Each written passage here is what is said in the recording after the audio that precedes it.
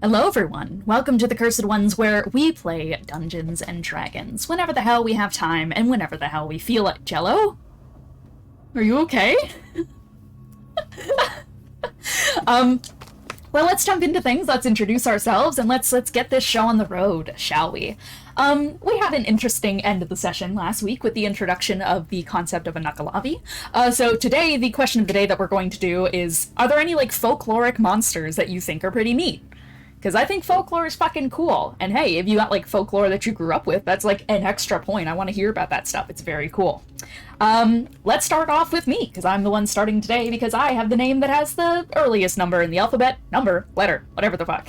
Everyone love ham! I'm Dean, I'm the Dungeon Master. My nickname is based off of my dog's report card from the groomers, to which it reads, Sweet Ham.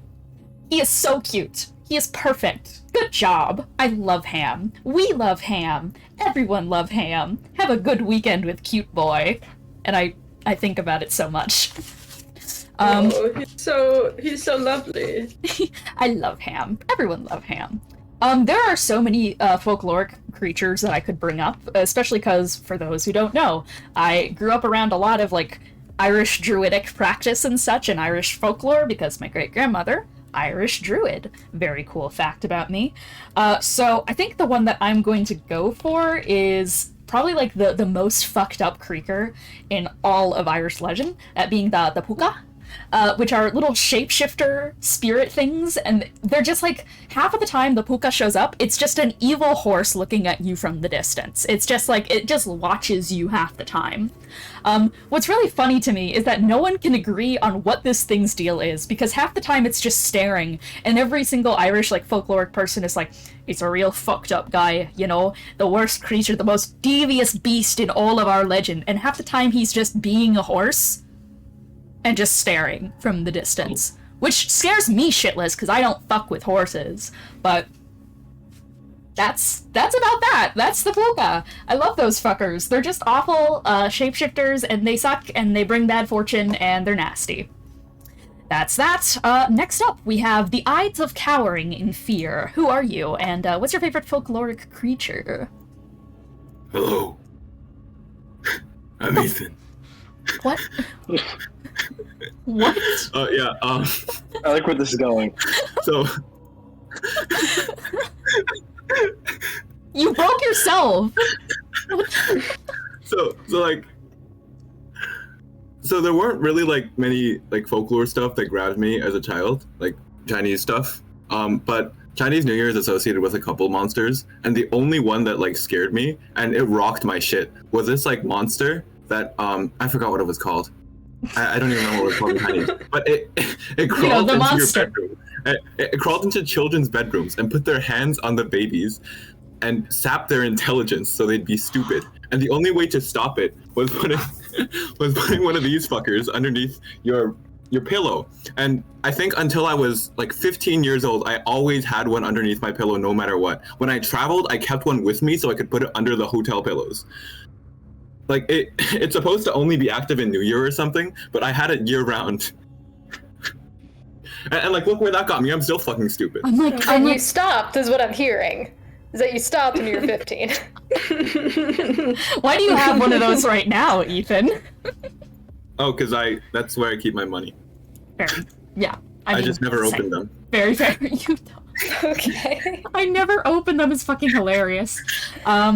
God, I'm trying to remember what the fuck those are called too, because that's at the top of my head right now. I think I'm mixing it up with the Baku from Japanese folklore. I am. I definitely. No. No. No. Next up, we have. Oh god. Next up, we have the Ides of Sprinting, 100 miles per hour. Who are you, and what is your favorite folkloric creature? Hello, I'm Jello, and I'm running at you 100 miles an hour. I play Sween, and in terms of folklore, oh god, this is actually a really hard question. I didn't think about this at all. In the 3 minutes I haven't thought about this in the slightest. Folkloric creature, Dean. There, done. I don't know. I can't think of a good answer. I'm blanking here. I'm honored? What are my powers? What is my deal as a folkloric creature? What's a cool fact you want to give about the folkloric entity known as Dean? You make silly little stories and force people to exist in the worlds that you create. Yay! And you torture them by throwing a body horror and stuff at them. Don't forget the bombs I implant in everyone next. That too. Never for. Next up, Tony. You gotta say the name. You gotta say the name. I don't have to. Who? I can skip it for once, Tony. Who? He won't know you're referring to him unless you say his name. If you just move your mouth, I can dub it for you if you want. Thank you. Is that not good enough for you, Tony? Okay. Fine. Fine. He needs the voice clip. He needs the voice clip to torture me with. Chicken Jockey. Who are you and what's your favorite folkloric creature? Okay, well, so so this is sort of interesting, this folklore creature, because like it's this guy, but he's weird and creepy, you know. And the whole thing is that like his eyes are all whited out, and he looks like you, but he's not actually you. and you know, you make a little, and if you want to summon him, you make this little thing with netherrack and redstone torches and gold blocks and stuff. You know, Hero. commonly, yeah. I feel like there's a genuine argument to be made for creepypastas as modern folklore. They are. No, they definitely are. Yeah. Like, I agree with this argument. This is cool. I cannot fucking believe you would come to my D&D show and bring up Hero Brian. I can believe it. Hero Brian. Alright, well, next up, we have Zorble. 833 is my dad. Who are you? What's your favorite folklore? I can't help but notice that nobody has fucking said who they are or who they play. So I'm Thank Cece. you. I play Charpay. Oh, Jello did. I got distracted by Hero Rhyme. My bad, Jello. I really love Tanuki. My experience with the creature is, it's mostly because I saw the film Pampoko, which is like a niche Ghibli movie, kind of recently. Objectively, not a very good movie. Very bizarre, extremely inconsistent artistically and thematically. The main characters like kill multiple people. This is like a kid's movie. They like murder like 3 human beings. And it's like never really brought up again. It's an extremely bizarre movie, but just the folklore behind Tanuki is just, they're so funny. I love them. They shapeshift with the magic of their balls, and I love it so much. And I really wanted a souvenir of a Tanuki when I went to Japan. Unfortunately, everything I found was just like ceramic and way too big and breakable to be transported safely, so I never succeeded at finding one. But I love Tanuki.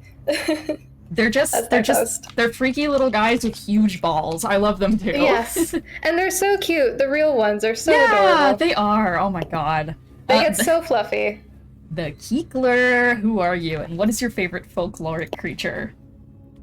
Hi, I'm Kiki. I play Korah, and my favorite folklore creature, ever since I was a kid, really big fan of the Fresno Nightcrawlers, those weird little shits. Mm-hmm. I don't even know if it counts as folklore, but I was really obsessed with cryptids as a kid. It was the Fresno Nightcrawlers, and I had some weird, like, fascination, not with Paul Bunyan, but with Paul Bunyan's blue cow. Babe, the blue ox! I loved the blue ox. I was obsessed with it. I think it came Paul from, like, Bunyan my obsession mentioned. with, like, bison as a kid, because I'm from Kansas.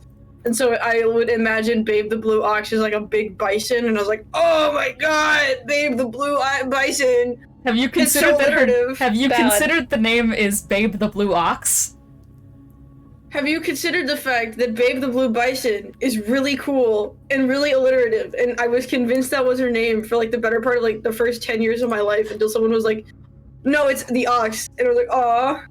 What do you mean? I think it's because I went to a summer camp in like the middle of nowhere in Kansas, and they were like, "Yeah, it's Babe the Blue Bison," and I was like, "Okay." Kiki Got media it. literacy stocks are so down right now. I was 7! So down right now. I knew Babe the Blue Ox at age 7. Whatever, man. I didn't live in America, and I weirdly enough knew this story. Is Paul Bunyan the one who peed and created the Grand Canyon? Big lumberjack. Yeah. But yes. Yeah, he Okay. pasted, made the Grand Canyon. Tony, you're muted. He's like, the whole thing is like, oh, he can cut down redwoods, etc., etc. He's really big. But a lot of people not a lot of people, nobody told me it was the ox until I was like 12. I was like, okay. Damn. I knew that guy. My life is a lie. Good for you, man. Yeah. I didn't. Back when I was a lumberjack. Anyways, let's get into the recap, if that is everyone. I believe that is everyone. Yeah, let's recap, shall we? Last session, the party continued their trek through the first layer of Hell, Avernus, this time making camp inside of Dakota's personal campground. During this, there are a couple of character interactions as everyone both makes their way towards the camp and settles in. We have a heart-to-heart conversation between Sween and Moloch, where they both kind of contemplate and discuss the nature of their being now that things are shaking up and that things seem to be changing with their nature. That they're learning stuff about themselves that they didn't know before and that they likely have a past that they don't fully understand. In this conversation, the topic of apologizing is also brought up, as these fiends do not actually have a good grasp on how to, socialize very well, and Boo is trying to find time, and just, generally find space to apologize to Korah. Korah, however, is kind of in the corner right now, just like, I don't want to talk to anyone, still frustrated after the incident with breaking the pact with Maggie. After this conversation, Boo goes to Charpay for some advice on how to make a good apology. Charpay does give it, and basically is like, hey, you kind of have to let the other person forgive you or not. You can do your best, but at the end of the day, it's up to them if they want to forgive you or not. But hopefully, Charpay believes that Korah will come around, as long as Moloch just keeps doing their best and hopefully trying to attune and stuff like that. Or atone? Atone. That's on me. After that, the party finally managed to get towards the camp, where Gideon goes and confronts Melania about the tail that she has suddenly grown out of nowhere, and the two of them realize that her condition is rapidly continuing to get worse in a way, that they have no leads at all on what it could be, how to help, how to stop it, because eating fiend cores, which is what she currently craves a lot, isn't exactly helping. It's just kind of escalating things, so it seems. With that conversation out of the way, the two of them just go and work on studying for the night to try and just keep her relatively calm. There is some cute interactions between Bee and Dakota, and after that, everyone starts heading to bed. I also forgot to mention that Charpay and Maggie had a conversation about the origin of the hex blood, and hexes themselves, and witches, and all that sort of stuff, which all traces back to one of the Archfiend's consorts, Lilith. With that in mind, as the party go to bed, we have two interesting scenes play out. Dakota, the seer, sees a vision of Haruman and Zariel talking with Roxanne, of all people, regarding some sort of plan that is currently in motion. Roxanne kind of tries to warn Zariel, like, hey, do not fuck around with these mortals. They're assholes and they're gonna make your life a living hell. And Zariel's like, it's fine, I got it, just piss off, let me do my thing. I'll deal with them, they're already digging their own grave, I got it. Also, we know where they're going. So, it's fine, Roxanne. They're not gonna get far. It's fine. So Roxanne leaves her with another warning of like, okay, just don't underestimate them. Just letting you know, don't fuck around. They're gonna make your life miserable. And Roxanne departs. As she does, Hanuman confronts Zariel about potentially taking on a more self-sufficient consort, like himself. Zariel rejects this notion in an interesting fashion by kind of playing into what is clearly a one-sided crush from Hanuman to Zariel. Stuff doesn't go far there, as eventually Dakota wakes up and kind of stammers out what he has learned to the rest of the party, including the fact that, A, they're sending reinforcements to reinforce the base that they're going to, including Haruman, and someone called a Nuckelavee. Something called a Nuckelavee. But for now, the party have to figure out their plan of attack on how to even begin to approach the whole area with Zariel's halo. So they head to a scrapyard nearby to try and find some parts to scrap together some kind of vehicle. Along the way, they do manage to find the parts, but are also attacked by a vicious creature made of books and art supplies and a bunch of thrown away materials, as part of this massive kind of lake. Melania sets the lake on fire. Everyone takes a shitload of damage because this thing is prismatic spraying the fuck out of everyone. And things are looking quite dire until eventually the two parties who kind of split off are able to reconverge and eventually secure the kill on this gigantic monstrosity. With that taken out of the way, they manage to extract the shell of a scavenger vehicle, repair it, and they start making their way towards Zariel's halo. And towards a place called the Bleeding Citadel. As they see it on the horizon, this great, disgusting scab of a place, surrounded in blackened towers and outposts. The session ended, with Gideon seeing something that no one else could. The Nuckelavee, a kind of half-steed, half-man, clad in darkened black iron armor, with a gigantic glaive that, or rather pike, polearm, I forget exactly the term, lance, that kind of dragged across the ground and told everyone to submit. With that in mind, it ran off forward into the distance, and that's where we ended off last session. So, without further ado, are we ready to jump into the session? Yeah. Yeah. Then, let's jump in to the Cursed Ones, session 210. The silhouette comes first in the distance, a mismatch of shapes leading to form what takes the look of a giant archway with two tall black towers topped in spiral tips in red fire lights that shine from the top of them. A crest upon the front of the iron-barred arc is the same as the Hell Riders you've seen before. A sword with blackened wings, and a flaming halo raising over top like a sunrise. The arc stretches out. A series of dark chains stretch and morph together and distantly connect towards that downright massive pustule off in the distance, creating a perimeter that is, if anything, more like a spider web than anything else. A series of red talismans connect to these outpost arcs. It must stretch out for miles. As the scavenger begins to continue its way through the foggy wilds of the waste, Gideon, your eyes trail the path of hoof steps off before you, watching the embered path of this armored beast reduced to nothing more than coughs of charcoal as it continues to gallop forward. Is swallowed by a sudden unraveling flame. The fog begins to part as you grow closer. You now see more than just that arc in the distance, a large jutting obsidian stone that acts as a great waypoint. You can't fully get a vantage point on if anything is on top of it at the moment. Alongside that, there are massive war spikes jutting up from the ground, like tumors, like bones stretching out from the surface. On the back of the scavenger, you all begin to approach. And in the distance, you hear a faint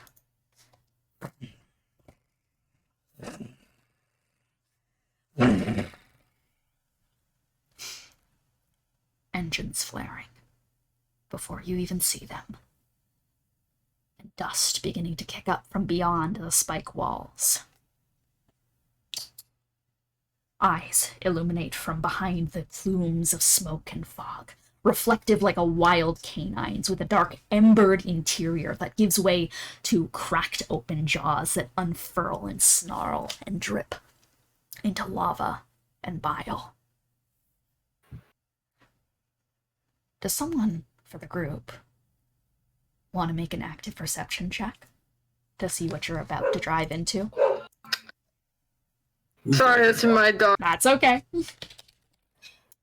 Well, not me. I suck at perception. Somebody who's good at it. Potentially the person who can see. Can we all do it, or I mean, more eyes is better? Yeah, you guys can all do it. Yeah. Okay. Okay. Group perception. Yeah, group perception. All right. Oh. I believe in very us. fun.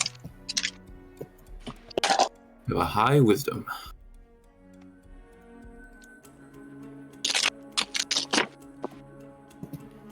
Wow. We're all doing pretty good. Okay. Is that everyone? That is everyone. Okay. The highest number that we have is a 22. As you begin to drive forward on this crawl, Dakota in the front starting to you guys closer, just keeping relatively slow-ish in pace, not entirely sure when exactly to start fully accelerating. You see those eyes stalking closer from atop that grand rock in the distance. The shapes of large canines begin to stalk over the side of the edge, those cracked open jaws that split in multiple directions, just ripe with teeth that are fully superheated, like a flash-heated iron dripped in lava. Hellhounds. As you guys scan around, you can probably clock about, 1, 2, 3, 4 of them has to be. But that's not making the sound of the engines whirring in the distance, no. That is coming from the Hellrider motorcycles beginning to flare up. You see from the directions that these plumes of smoke begin to... There's about 2 ahead of you, kind of semi-forward behind the obsidian spike walls, and 1 that you just barely catch out of the corner of your eye, hidden behind a rock, starting to slowly accelerate and wheel out from behind it. It's like a series of pack animals about to pounce on you all. There's about 7 targets around you. But with a 22, that does not beat the oncoming stealth of a Nuckelavee with invisibility up. As a quiet... Yes? But I can see it? You can see it approaching. It is stealthing actively is the thing. I'll say, I think, yeah, you definitely are going to see it close enough. You do not see its approach. You didn't see where it teleported off to, as it did. But your elven ears twitch for a second as you are scanning the scene and taking stock of everyone around you. And you hear just a faint underneath the whirring and the buzzing. Oh, wait, I messed up. It was actually a 22. I don't know if that matters. Not an 18. It doesn't. I forgot to add my mod in. It doesn't. Because I already went over that other 22. You hear the... Yeah. But just underneath it, metal hooves against the ground. And a shh of a lance coiled backward. You're able to, in a split second, turn around as you see a lance headed right towards the vehicle, going right towards Sween. Is there anything you're saying or doing? I guess probably as I see them coming, I think I just look at the. Yeah, I think I don't have time for an action or anything, do I? Nope. Yeah. Well, I think I just scream out, "We've been coming! Invisible!" Right. So you yell that out. Invisible enemy. Yeah, and I am going to have Sween make a dexterity saving throw at advantage because you know that something's coming for you. Oi, dexterity, okay. Oh. Yeah. Oh. Oh my god. I would like to point out, my first roll was a 2. My second roll was a 1. Oh! And that was... Oh, that is unfucking fortunate. Yeah, Sween, 4. with Gideon's warning, you try your best to get yourself reoriented. I'd imagine that everyone else just fully blindly is trying to also step back out of the way. Sween, you unfortunately are unable to find your footing. Just a full moment of panic as you feel a twisting corkscrew lance twist through your flesh, and the rest of you guys see as a whole begins to drive through Sween's body, piercing through, making a tiny point at first, and on the inside as Sween raises up into the air on the back of this lance and is just hovered there, suspended. Gideon, you see Sween fully impaled into this thing. Sween, you are going to take 22 points of piercing damage plus 5 fire damage. You are grappled. Roll for initiative. God, okay. Oh boy. Yeesh. Alright. And let me get the battle map up for you guys. Did we take any rest in last session? Yeah, we had a Yes. short rest. Oh, we also had a long rest, didn't we? Yeah, we had a long long rest and a rested. short rest, but Yeah. short Yeah. rest at the So- end of the Roll session. your Korah didn't do shit, so Korah's fully Okay. rested. Yeah. Okay. She didn't do shit. Let's go. Okay. Here we have our map. We have the Nuckelavee back here, with Sween impaled currently, right over here. We have the hidden, these guys over here, these ones in orange, are the ones on motorcycles, and the little red guys are the Hellhounds. This is the way past towards the center of the dome. This is your guys' scavenger. Let's roll in. Let's do this. We're in. Oh fuck. Oh my god, what happened to your initiative, guys? Don't worry about it. We don't need it. We don't want it. Korah did well. Korah did well.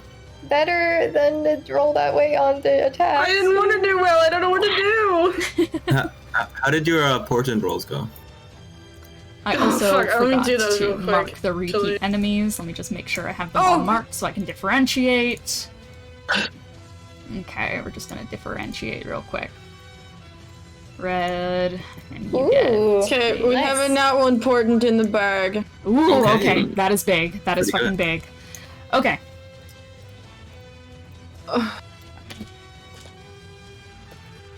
We have a... Alright, this is gonna just take me a second to type out initiative here. We have that one. We have... interestingly enough, I don't think I'm rolling against anyone.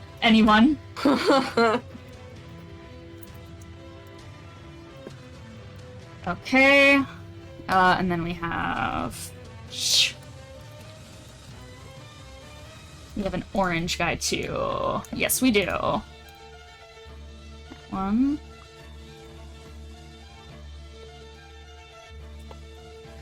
Alright. And the riders all act as one unit. So they're there. Oh, roll against me, Charpay. Okay. I'll just pump that into the list. 3. You're probably gonna go first. I am not. I got a 2. Fuck. yeah. Hooray. Okay. So, without further ado, that is going to bring us to first in initiative, which I believe, unless anyone has anything to Nuckelavee. lower... Yep. Unless anyone has anything going on there, that is going to bring us to the Nuckelavee first off. So, Sween is currently grappled by the Nuckelavee, impaled inside this gigantic lance that it has in its hand. It is going to buck itself back on its hind legs, and is going to... it is going to, first of all, is going to... Yeah, it's going to teleport. So, Sween, you're getting teleported with me, because you are grappled. We're going to go over here. It is going to teleport as its bonus action first, and then is going to action...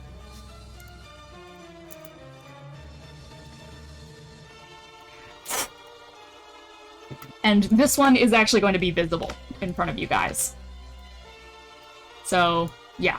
You guys see as from the shadows, this like armor-clad wearing figure is going to appear out from the shadows.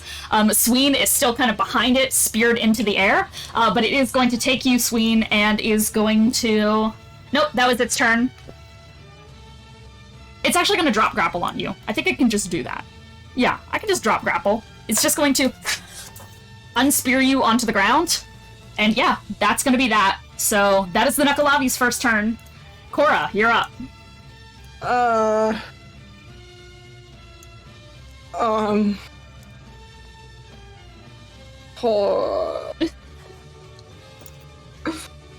Be patient. Be patient with me, please. Take your time. I don't. Oh yeah, Dean, can you do rollies for orange? Yep.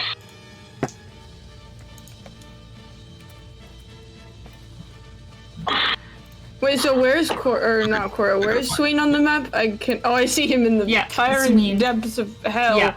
Sween is Can in the you fiery check depths and of see hell. if that is within 30 feet? I doubt it is, but I will check for you. Yeah, It just is for not. me. No. Okay. Okay. Okay. Alright. I did not expect to be going first.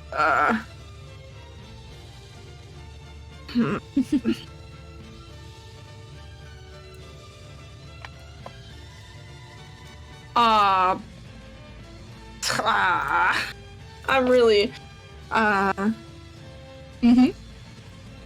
struggling, man.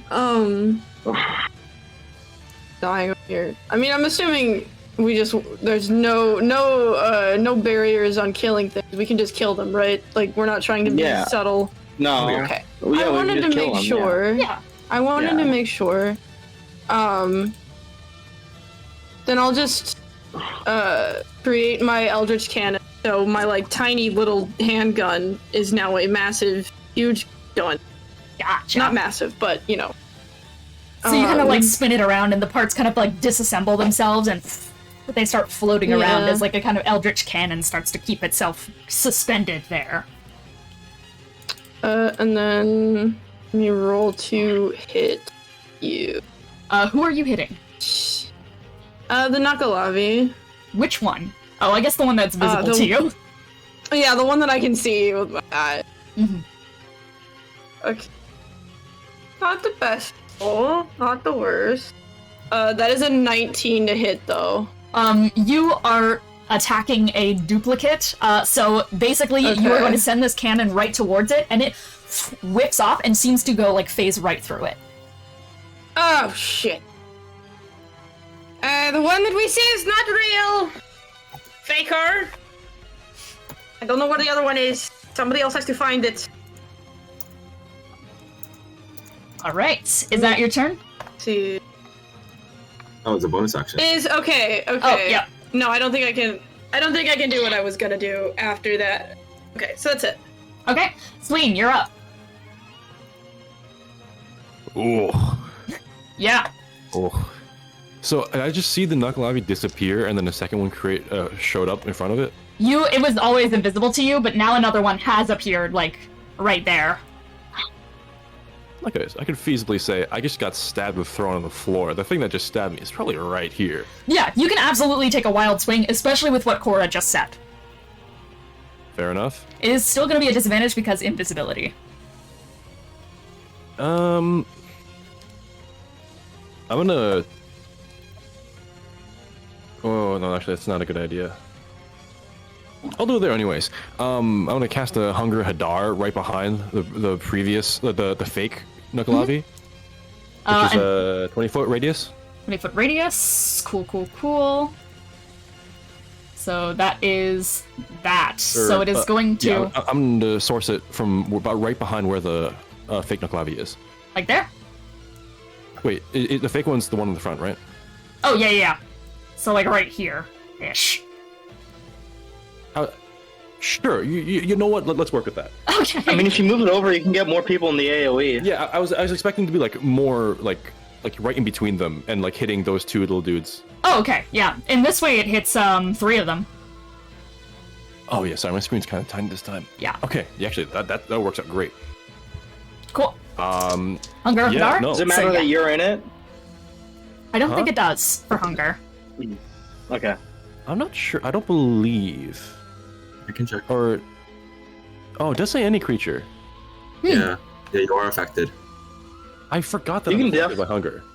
You can definitely angle it to not like have you in the radius. You just gotta move the circle down I guess some. the point would be that I want to like hit as wide of a radius as possible around me because I know that the real Nuckelavee is somewhere near me. Right or at there? least I Yeah. can assume it. Yeah, I mean, if you drop it like right there, you're literally dropping it like in front of you, or you can Yeah. like shift it down a little bit. Sure, let's drop it right there. All right, we're gonna put the origin point right here. So just reminding myself of that. Then I'm gonna move towards the cart as best I can.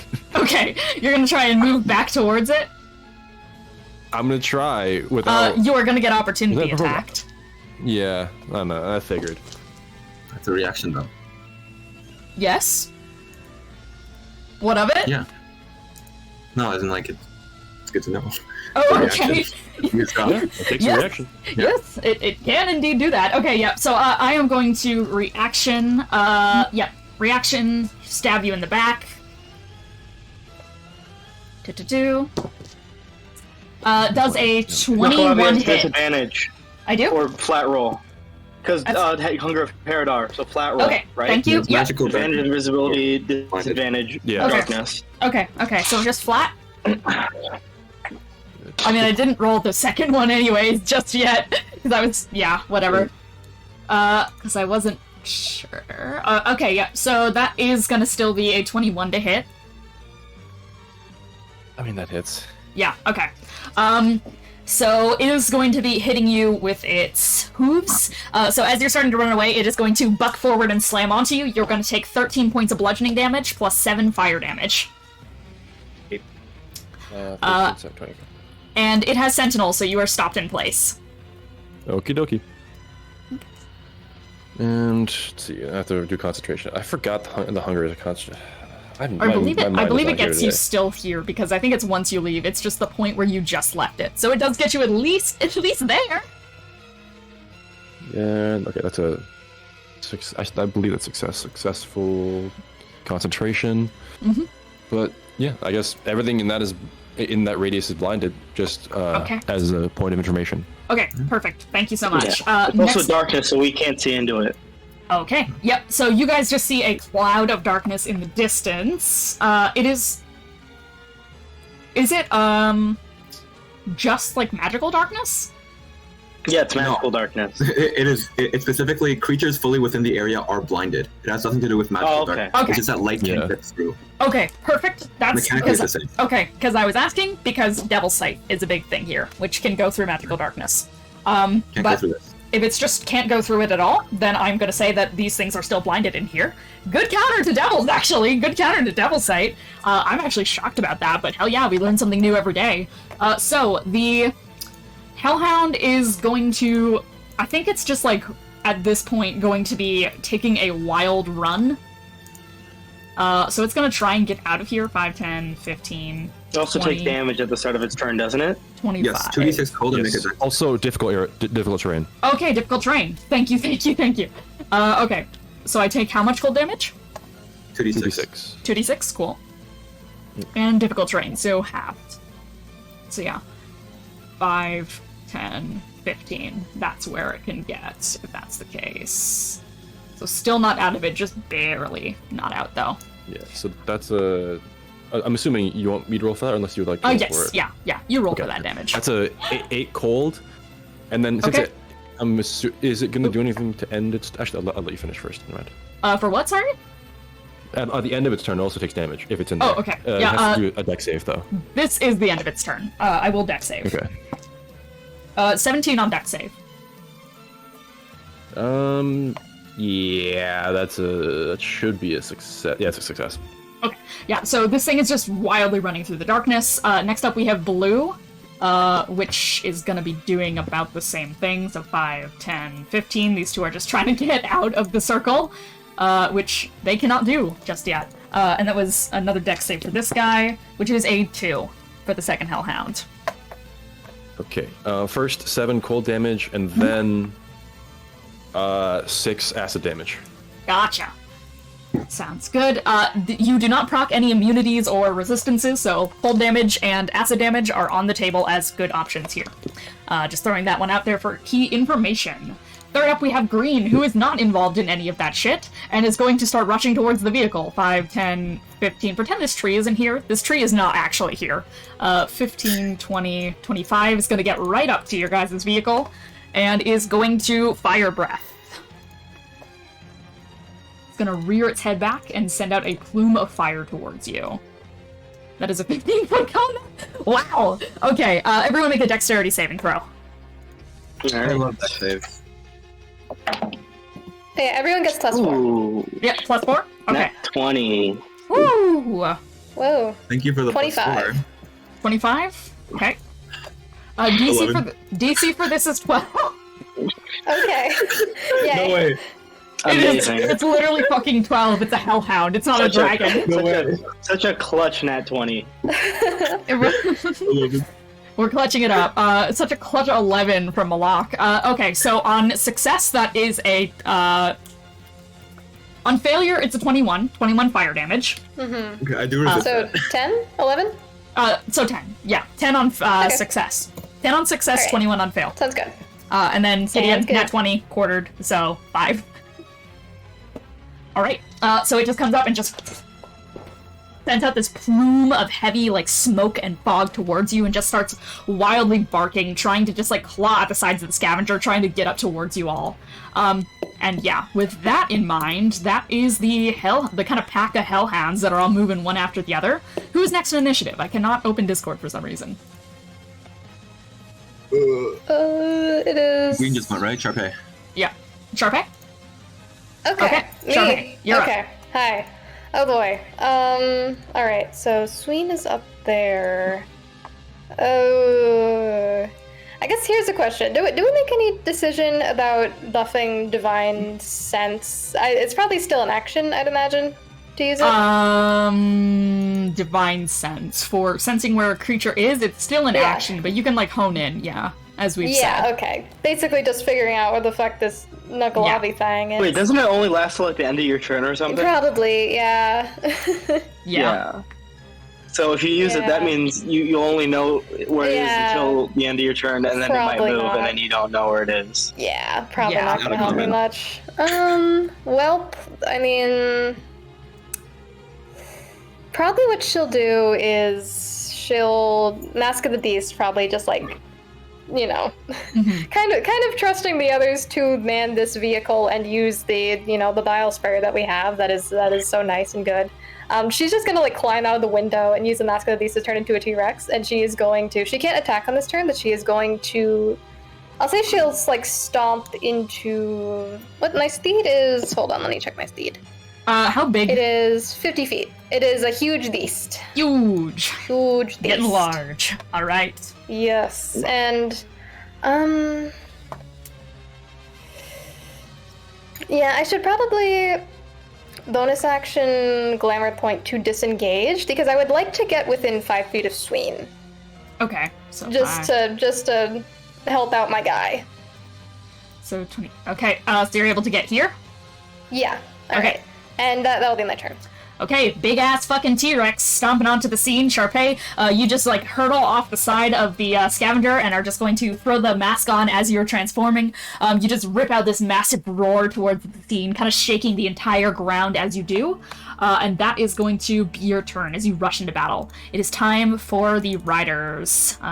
So, with the from the distance, they are all going to start trying to converge. We have this guy up here who's going to, I think is just going to stay where he is, quite frankly, and is going to flip out a flintlock pistol and is going to try and shoot you with it. So, Charpay, that's a nat 20. Yeah, that'll do it. That's a nat 20 to hit. So flintlock pistol is flipped out, and as you are like rushing towards the scene, it is going to take a shot and is going to try and shoot it like right towards your eye. It manages to go right underneath it and kind of lodge into that like thick Sorry, area. Can I barb that? Yes. Am I in range to barb it? I don't know. Let me check. What's the range of barb? Ugh. Is it? Silvery barbs. You're 60 think feet, it's so 60 feet. yeah, okay, you can barb it. Okay. Okay. Yeah, I don't like crits. Thank you for saving me. Okay, never mind. Scratch it. Didn't hit. So Yeah, well, my next. AC is quite low. Are you sure? it's 3. Okay, yeah. Okay, well, fuck me, I guess. Fuck my cool description. Let's get another guy out here. You'll get an chance. 5, It'll be okay. 10, 15, 20. It's just gonna go over here and is gonna flintlock pistol and is going to try and shoot Korah. It's gonna, yeah, try and shoot Korah. We're gonna do that. Okay, does a 16 hit you, Korah? It does not. It does not hit you. Okay. Alright. Well, if that is the case, then I guess there's that one, and this guy is blind, but is still going to try and... Oh, actually... So if that goes out, like, 20 feet around it, okay. He's gonna try and just 5, 10, 15, 20... Because he can get 30 Difficult feet. terrain. Yeah, I'm still having. He has 60 feet of movement, because he's on the motorcycle. Oh, okay. Gotcha. Alright. No worries. Ba-ba-ba... Also, Yeah. just random 6 cold damage. Okay, yeah. Sounds Not good. random, sorry. Yeah. Start of turn, 6 cold damage. Random 6 cold damage. Yeah, it's gonna Just take random damage. out of it, and is gonna flintlock pistol onto Sween. So a flurry of gunfire rings out. That one is gonna be a 22 to hit. That hits. Okay, that is 8 piercing damage. Roll a Constitution saving throw. The bullet kind of lodges into you. You feel it inject a kind of barb that just into you. 19. 19 is going to succeed. You are not bleeding. You did not succeed, like, get a digging wound. Okay, so with that in mind, that is going to be the riders. It is up to Gideon. Cool. At this point, all the guys are out of the thing, right? Except for the Nuckelavee. Except for the Nuckelavee. And the 2 dogs. I was thinking of Steel Wind striking here, but I can't do it unless Sween drops concentration on Herodar.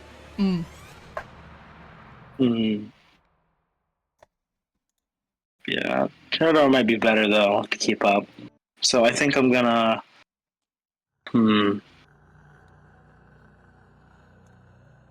Pig's fireball's radius again.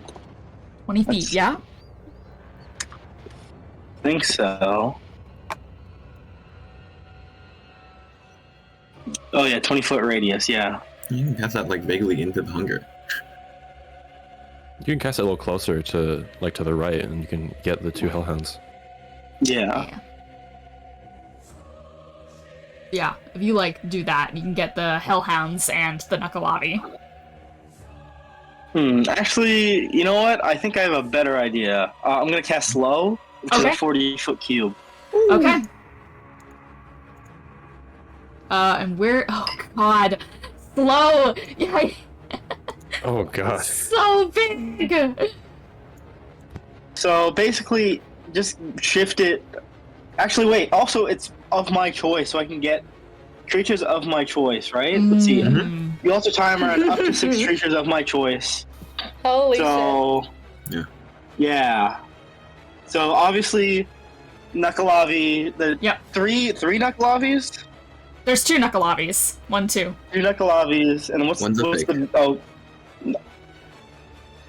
Okay, Yeah, one's the fake Nuckelavee, one is the real Nuckelavee. gotcha. But I also Real one saw Korah attack the fake one, right? Yeah. Okay, so I know which one's real. Yeah, you do.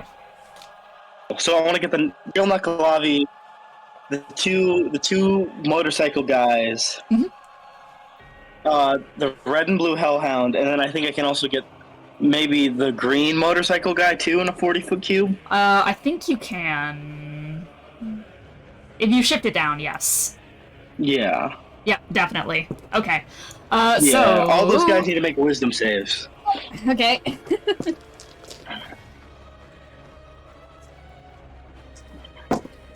Okay, so... Hellhounds... Okay, Hellhound Red, got a 17, which I think Failed. fails against yours. Hellhound Blue, I think the Hellhounds are all just gonna fail, unless they get a nat 20, their wisdom modifier isn't good enough here. So, these ones are slowed. Let me just, spiderweb them up, so that I know And that Flow they're... has a lot of effects on it. Yes, it does! It's one of the spells of all time. Okay. And then these 2 riders, Green Rider. Okay, cool. Yeah, then the 3 riders, and then also the Nuckelavee. Lowest on the riders was a 21.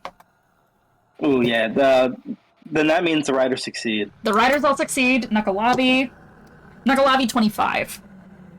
I'll barb that for Okay. disadvantage. Nuckelavee 23. Yeah, that succeeds. Only the hellhounds fail. Okay, so we have 2 hellhounds, which are currently slowed. The rest of them are not. Yeah. Okay, is that your turn? Yeah, that's my turn. Okay, with that in mind, Gideon casting out a wide net of slow that is going to kind of glue down the legs of the 2 hellhounds to the ground as they start barking wildly and snashing their jaws around the place.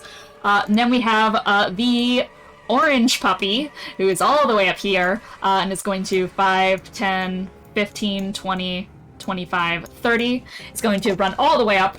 I'm so sorry, Sween. You're getting bit. Okay. They got a dog on you. That's their job. So it's going to try and bite you. That is ostensibly the health would just like lower the damage. You do it first. It's a 5 to hit. It's not going to hit. Oh, okay. Okay. So never it mind. goes down trying to grab onto you. It just isn't able to pierce your blubber. So you manage to bat it off as it's getting towards you, Sween. Just like lifting up a knee to kind of have the dog shunt off of you.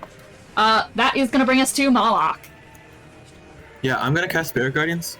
Okay. So that's a 15-foot emanation from me. So, yeah. Yeah. Okay. Yeah. So I'm gonna move up for the green guy to be in the Okay. radius. Are you staying on the vehicle or getting off? Probably getting off. Okay. Just boop. Which green guy? Hang on. Green guy. Hellhound or Yeah, I don't want to runner? be next to him because that'll probably provoke an opportunity attack. I just Okay. want to kind of move diagonally so he's like within 15 feet of me. No, I'm going closer. I'm going closer to the enemies. What? Where? Like What? from my starting point, I'm going upwards and diagonally to the left. This Not the way? right. Yeah. Oh, okay.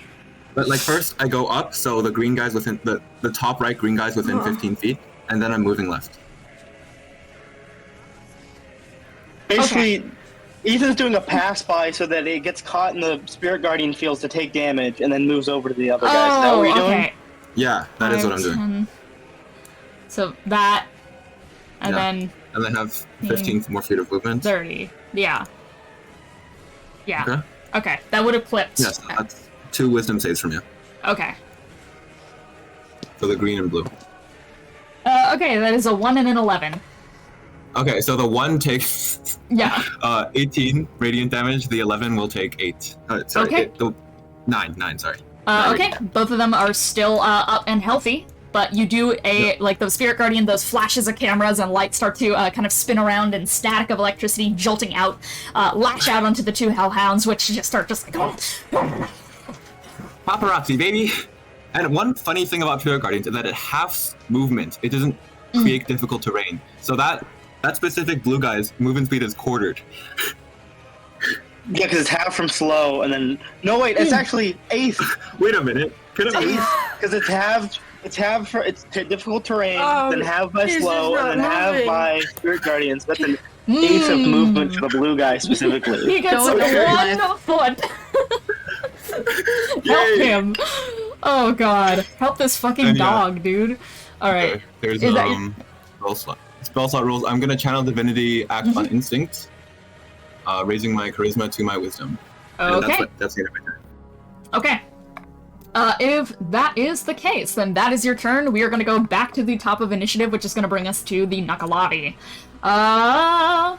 The Nuckelavee is going to bonus action flame strike, is going to raise the pike up into the air, and is going to...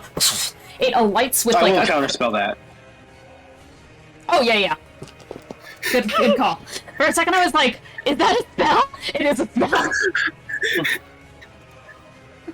Okay. Yeah, I forgot that was a spell because I just have it as Flame Strike, and that makes more sense here. Is it though? Did I write it as a... Yeah, okay. Flame Strike's a spell, but I don't know if this specific thing is a spell. Let me double check it. Okay, because it's definitely not the spell Flame Strike. Okay. Yeah, because it doesn't have any radiant Just damage. a flaming strike. It is a flaming strike is the problem here. Understandable. Yeah. Gotcha. Okay. I forgot Flame That's Strike kind of was a odd. spell. So yeah, it's gonna raise its pike up into the air. It's going to coat it in a sheath of fire, and is going to... Yeah, is gonna... That was its bonus action. It's gonna slam it into Charpay. Forgot that there was a fucking Sounds good. T-Rex next I'm to me. here. This is my job. Thank you. It's still blinded, by the way. Ooh. Oh, it is blinded.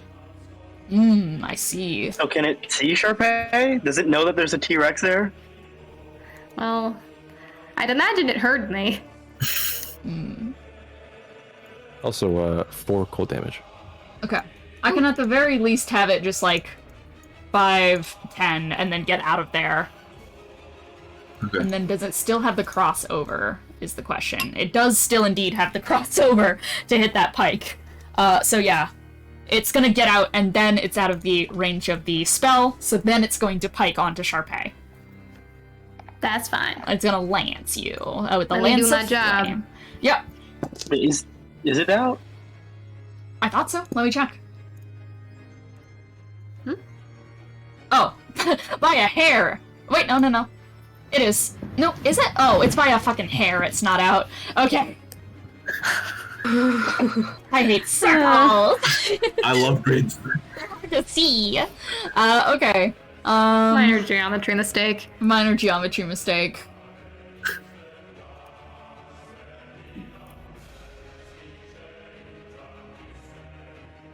I'm fighting for my life.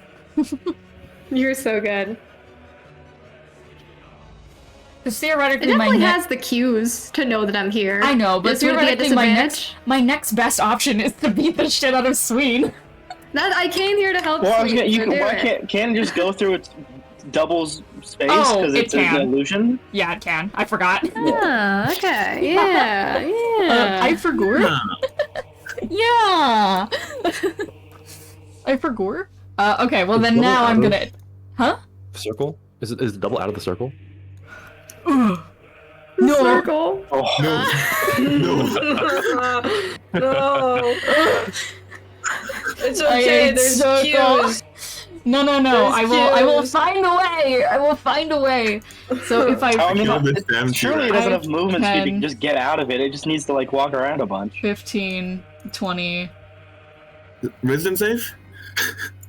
Oh yeah, 25, the Spirit 30. Guardians.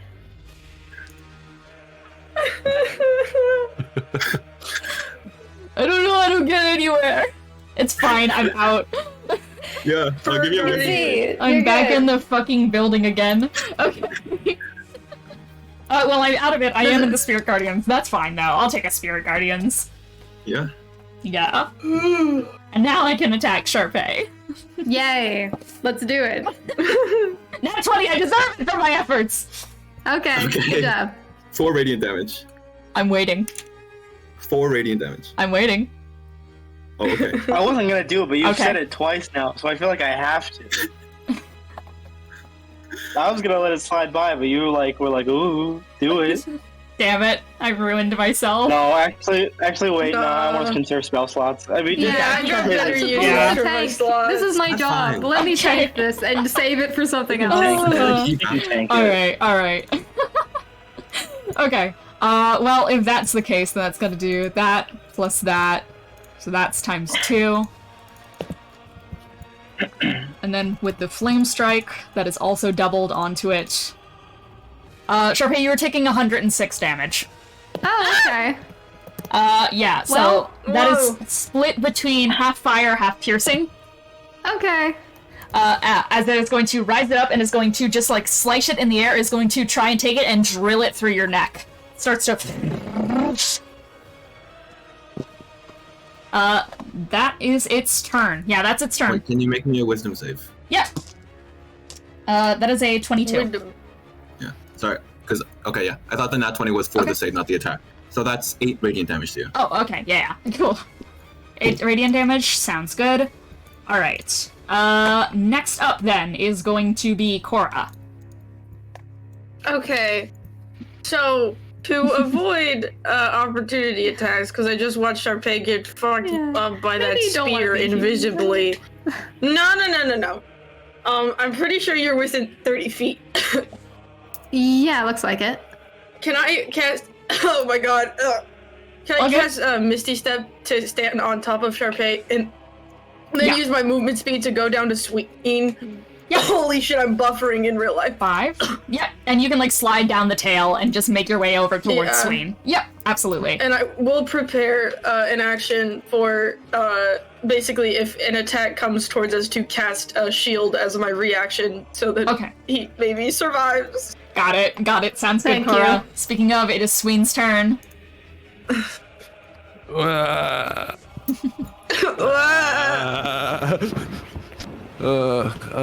In range for an opportunity from the Hound. I'm not worried about the Hound, but I That's an should take illusion. more damage. Oh, sorry, you said Hound.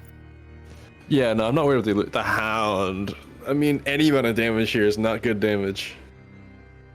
A shield is Oh, pretty, like, God. reasonable against a little hellhound, is the big thing here. That's Yeah, Korah's true. gonna like pat Sween, just focus on damage, okay? I'll keep you safe. Focus the damage, you say? Okay, I'm gonna dash. Oh, not dash. Don't kill yourself! I'm gonna move. I said dash as a figure of speech, not as a Yes. Gotcha. action. Move downward towards where I see this. I'm assuming I saw the lance come out of the invisible Nuckelavee. Yeah, you saw the fire. Definitely. Move to roughly where I assume the real Nuckelavee is. I think Gideon's also doing shout-outs of like where the real one is, Yeah. like just to give Gotcha. a vague idea of where it is. Yeah, so you're probably just, like, diagonal down from Charpay. Gideon's, like, shouting that out as he's, like, casting his hands out. I think the second Sween slides to the thing, Gideon gives the okay that he's 5 feet away. Okay. Did I provoke an opportunity from Hound? Oh yeah, you did provoke opportunity from Hound. Gonna try and bite you. That's a natural 1. You don't Slippery even like a cast shield. fish. Slippery like a fish. All right. Okay, this is I don't know how good of an idea this is, but I'm gonna bonus action cast Branding Smite. Branding Smite. You can go ahead and do that. Is that an attack? Like an attack roll? it It's a just spell. Spell? it's a spell Sounds that makes good. my next attack reveal Gotcha. anything that's invisible. I see. And I'm gonna slap the thing silly with Okay. my giant ass axe. Okay, go for it. Or I'm gonna try to. I'm assuming You my are still disadvantage? at disadvantage because it is still under the invisible condition. Perfect.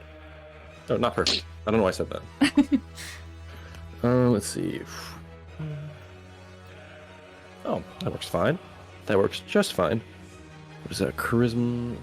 Does a 19 hit? A 19 does not hit.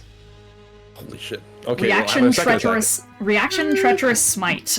When I'm missed by a melee attack, I can force you to re-roll it again against someone within 5 feet. Roll it again against Charpay. With disadvantage? Yes, we'll say with because it's kind of no, because Charpay's not invisible. Fair. Fuck. Hey. Well. Hey. Actually, wait. That doesn't help me. Shit. What'd you do, buddy? So so I have something that lets me re-roll this one. But if I re-roll What? it, and it hits you. If I don't re-roll it, it's basically gonna hit me. I rolled that one. Oh. I don't know what's gonna happen here. Oh. Question is, do Okay. I hit you or do I hit me? I think it would make the most sense for me not to hit you, and I'm just gonna But take you that are one. very low. I am. I'm just gonna take it. I'm just gonna deal with it. Yeah. Can I intercept your own attack against yourself to reduce the damage? Or is this not a damage thing and more other problems? Yeah, wait, I am Those are curious just on the damage. interaction here. Is the mechanical nat one? Yeah, help? yeah, what does this do? No, it's a matter of like, I'm worried that I'm gonna end up hitting myself with my own axe. No. I am not going to do that because your attack was just like in general turned on Charpay, and you missed Charpay at the end of the day. So I think that's what it comes down to. You just Alright, like immediately we're fine. feel the lance kind of tip underneath your axe, and your body starts to spin around. You manage to wreak back control of yourself and slam the axe down, like just narrowly missing Charpay and kind of stumbling backwards. I have my second attack. Do it. You can do it. Believe. Still a disadvantage, eh? Mm-hmm. Oh well, first one's a nat 20. I hope. Aw. Okay, does a 23 hit? 23 does hit. Yay! Okay. That I'm also gonna pop my Eldritch Smite on that one because any Okay. damage is damage. Yes, sir. And does this include the Divine Smite that allows me to become visible again? Because it hits me? Yes, this includes the Perfect. branding Okay, the smite. branding It smite. makes you. Let me pull up the exact. I don't know the spell super well. I'm gonna be honest. Gotcha. Branding. The attack deals an extra 2d6, and then it becomes invisible if it is invisible, and it sheds a dim light into 5-foot radius and can't become invisible for until the spell ends. Woo! Can't become invisible. That's big. So yeah, as Sween, you fail that first axe thing, and then you take it off the ground, you kind of yank it out of the ground and spin it around again. This time you manage to connect against the armor, and the entire thing, like, you see frost kind of encompass the entire thing's armor, and then from that, kind of from the frost bouncing off of it, it kind of reflects and refracts off of it, and now all of you see that kind of grotesque half-horse creature with all these darkened armor bits, and just slightly through the seams of all the cracks is this, like, glowing, mottled, lava-ish flesh. And Branding Smite's concentration, right? Yes, it is. Mm-hmm. So that means that, so the darkness aura is down, if that's the case? Yes, it is. Okay. Yeah, I mean, Oh, there's is that a nothing picture? in it that's useful anymore, so I figured might as well. Gotcha. So the Nuckelavee has been revealed. 5, 8. Since you guys already know this is the faker, I'm also just gonna put a little token on it for that. Alright, so that's 8 radiant damage. 8 radiant? Okay. And then also... What's that? Wait, what's the damage here? Where's my charisma? Where's my charisma? Sorry. No This worries. is... I have everything everywhere. I'm not super organized here. You're all good. It's 8 plus 2 plus... What's my charisma? Equals to 10, 14 plus Eldritch. That's 1. Sorry, so that's initially 14 magical slashing. Okay, got it. 6, 8, 12. 7, and then... Is it necrotic? I'm sure it's necrotic. Oh, force damage, okay. And then 17 force damage. And Gotcha. What size is the Nuckelavee? The Nuckelavee is large. Then...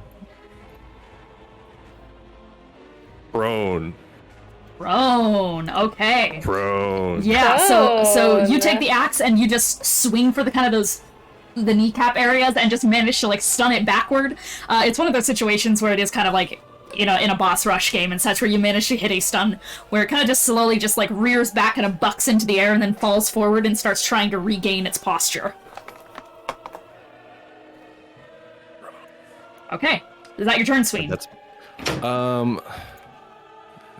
Wait, can it... I don't remember the exact one for prone. Can it opportunity attack in prone? Can an opportunity attack please. from prone? I think Yes, it but it used its can. reaction but it- already. I already Yeah. used its reaction. Okay. Yeah. Yep. How much movement speed do I have? I've moved 1, 2, 3, so that's what, 15? 20? Yeah. So you can, like... Oh, move. Yeah, no, can I get behind Charpay?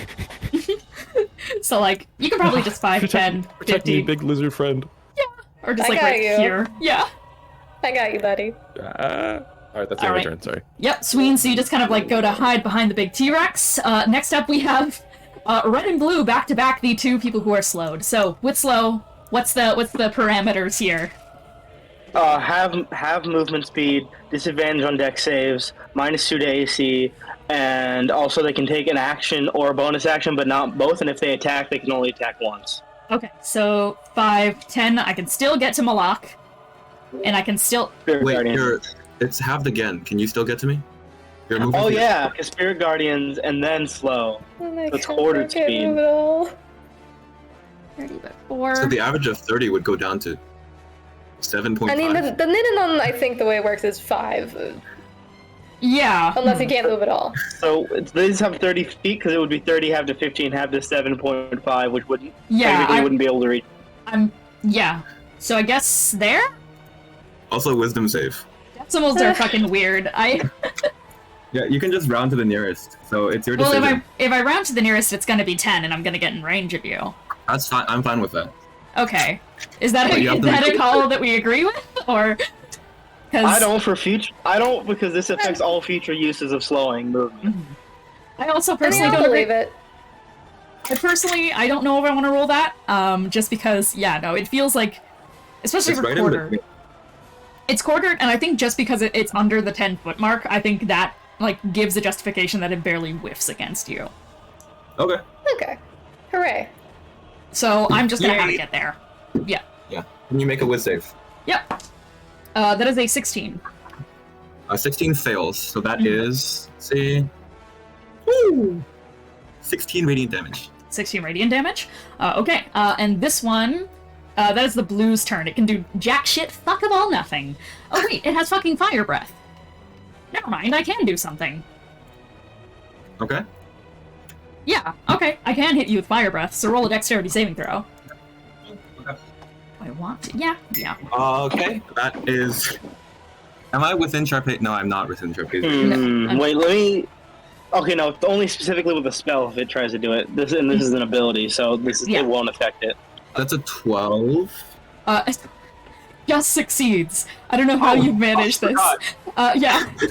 And then it's I have a gonna be minus 2. 10 points of fire damage, which I believe is half for you because I think you have resistance, so that's just 5 fire It is, damage, yeah? Awesome. Okay. And it is now Red Hellhound's turn. He's gonna go down here and is gonna attempt to do the same thing. Yeah. But it is going to hit his buddy as well, but also his buddy is immune to fire damage. Save. Wisdom save. Okay. 9 on the wisdom save. That also failed. I did not roll Okay. as well on this one, but that is still 12 radiant damage to you. Still 12 radiant damage. Just Let's see. It's a nat 20 on my dex save. nat 20 on your dex save. I don't think you can take damage here. I don't think that there's a roll in which you take damage because it's quartered and you have fire resistance, so that's like 8. So we're gonna put it at no damage, and we're gonna go from there. Okay. So yeah, 2 of these hellhounds come up to you and just try to send their fire breath towards you. You manage to mostly shunt off their advances. Only a little bit kind of getting through your armor. Okay, that is those 2 hellhounds, and then we have hellhound number 3, who is chipped by spirit guardians. Is there anything else on him right now? No. I don't think so, no. Let me recharge on fire breath. Fire breath does not recharge, so it is going to try and jump up onto the vehicle. It is going to try and start climbing up, which I believe it only gets like half climbs. Taking a leap. If you don't have a high speed, it's what the fuck did I just say? If you don't have a climb speed, it's half. Yeah, okay, halved. So to get up here, it would be 5, 10, 15, 20. Which, yeah, it's halved, so I don't think it can get up there. It is getting about halfway up. It's like... just kind of like gnashing its teeth on the edge of the car, trying to make its way up. So that is the Hellhound 3's turn. Charpay. Hi, it's my time. It's prone. Please dice be on my side. I have advantage, right, with prone? Yes. Okay. Oh, fuck my life. That's a 14. Doesn't hit. I rolled a 3 and a 4. Fuck my life. Damn. Is there anything I can do about this? I don't know if there is. No. Yeah, I mean, I have 2 attacks that I will. I'm doing this on the Nuckelavee, so I can't really do it on the same target. Yeah. What's your oath? Redemption. So Okay, never mind. it's not that one. Yeah.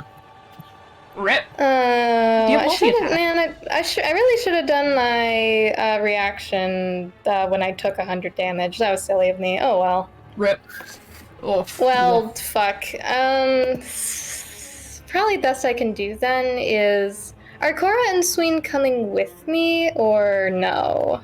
They can If I were to if they move. choose Korah's to. on- Wait, doesn't If the you multi-attack want- of the T-Rex, doesn't the tail have reach? It Oh, do. it does it? do. Yeah, it does. Oh, it does. Oh, okay, good. I thought I might have to move to reach orange. That it's actually fine. Okay, Yeah. never no, mind. It has reach. I can reach orange. All right, I'll do that. Yeah. Gotcha. Tail slap it. 19. 19 hits. Yay. 21 bludgeoning damage.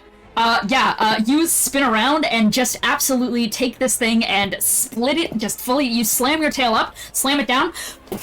There is a splat on the ground where the Hellhound used to be as you raised it up into the air. Oh, wait, I have action surge. I forgot I have action surge. Let me try to do it again on the Nuckelavee. Come Yeah, on, so you please. slap your tail down, and I think with the kind of remains of the Hellhound, this lava dripping off it, you try and spin back around to kind of clip the Nuckelavee. Okay, come on. 17, 24. Does that hit? 24 hits. Yay, yippee. That'll be, okay, 42 piercing damage, and then, should I put a smite on that? Probably while I'm here, even though it's not you doubled. should. Is this a fiend? The Nuckelavee? Yes. Yes. Okay, so that'll be what, 3d8? I'm just doing a first level? Yep. Yeah. Alright, so 42 piercing, and then... Damn. That is 7 radiant, not much.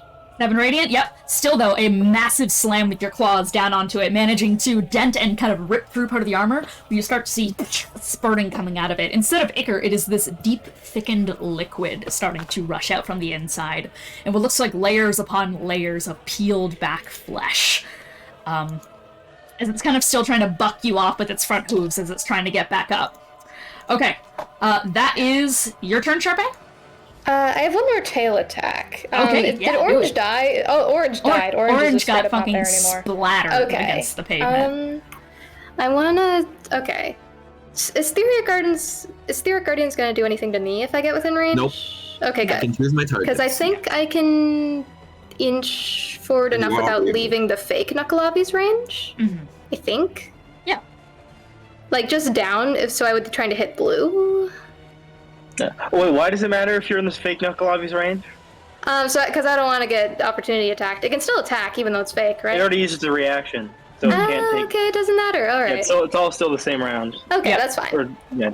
And yeah, It's if I all can the- get within it's all 10 the same feet of creature. blue, I'll slap them silly as well. 10 feet of blue. I think you are. Yeah. Are you? Yeah. Yeah. Yeah. you I are. am. You are. Okay. You are. Slap them silly. Slap him silly. All right, and that'll be. Oh, by the way, Korah and a- Sween, did you want to go with the T-Rex or not? Sure, man. I'll grab one. I don't slap them silly. It didn't work. But Wait, hang on. What did you Let's get? just Because go the with AC is decreased because of slow. it was in that one. It's not Oh, working. yeah. Unfortunate. Unfortunate. Okay, with that in mind, that is Charpay's turn. Now it's time for the riders, who are going to start taking their shots. One of them is going to take a shot at Korah. The pink one is... okay, for first shot, that is an 18 against Korah. I'm gonna cast shield as a reaction. Shield? Yeah, I would you- love that. Fuck you. Bullet careens off to the side. The red one is going to take another shot at Korah, but you do still have shield up. Yep, that's definitely not going to hit with the shield, because that was lower than the other roll here. Green one is going to take a pot shot at Moloch.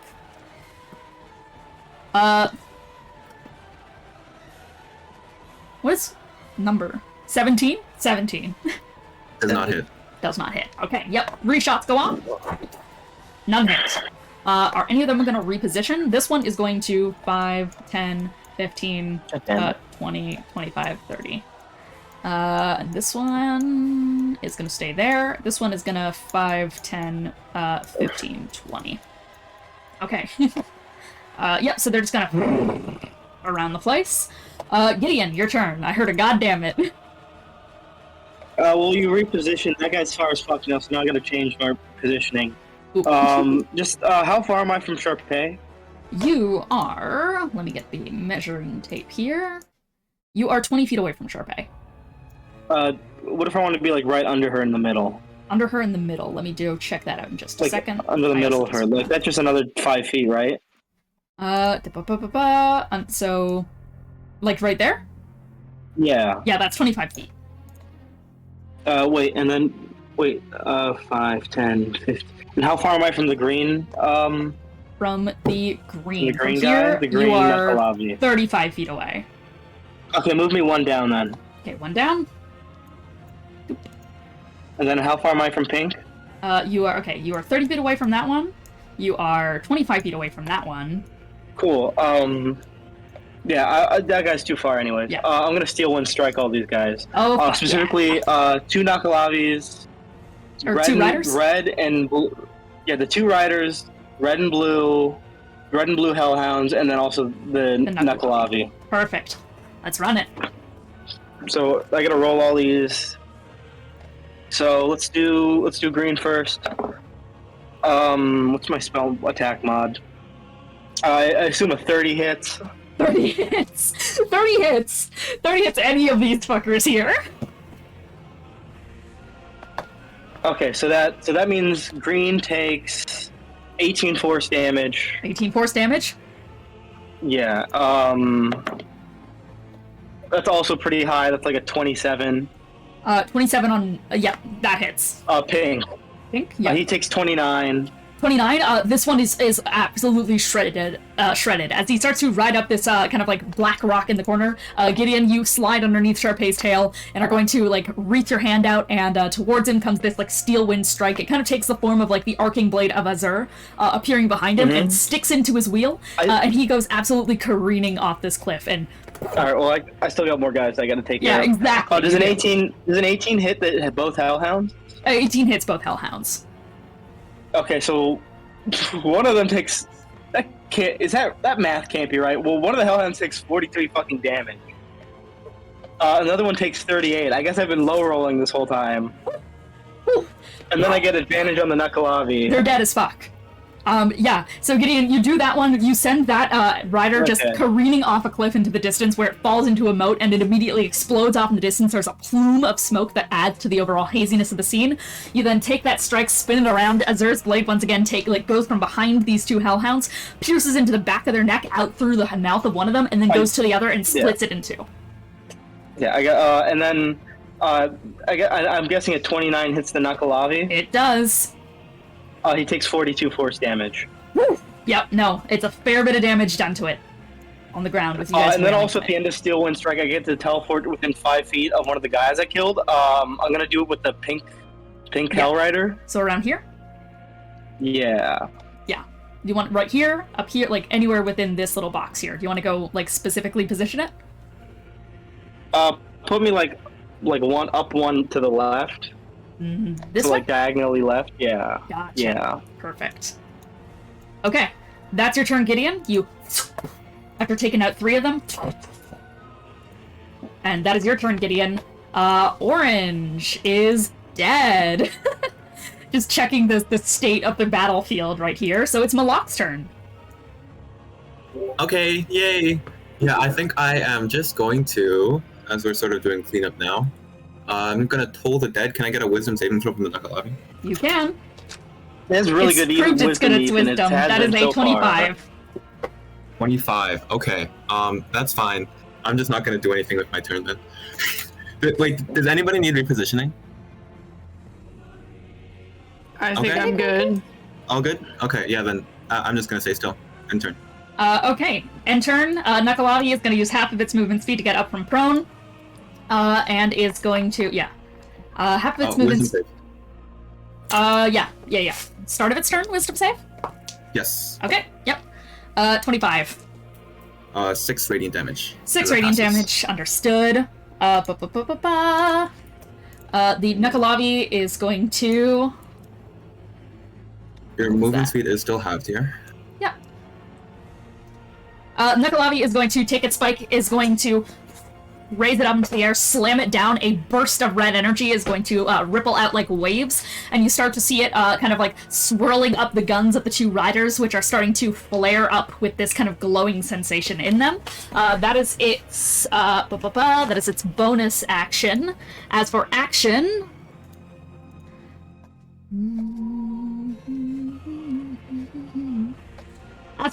it is going to Lance of Flame. It is gonna hoof Charpay first. Sounds good. Okay, 23. Does that hit? Yep. Okay, Yep. 23. So rears back is going to slam its hoofs down.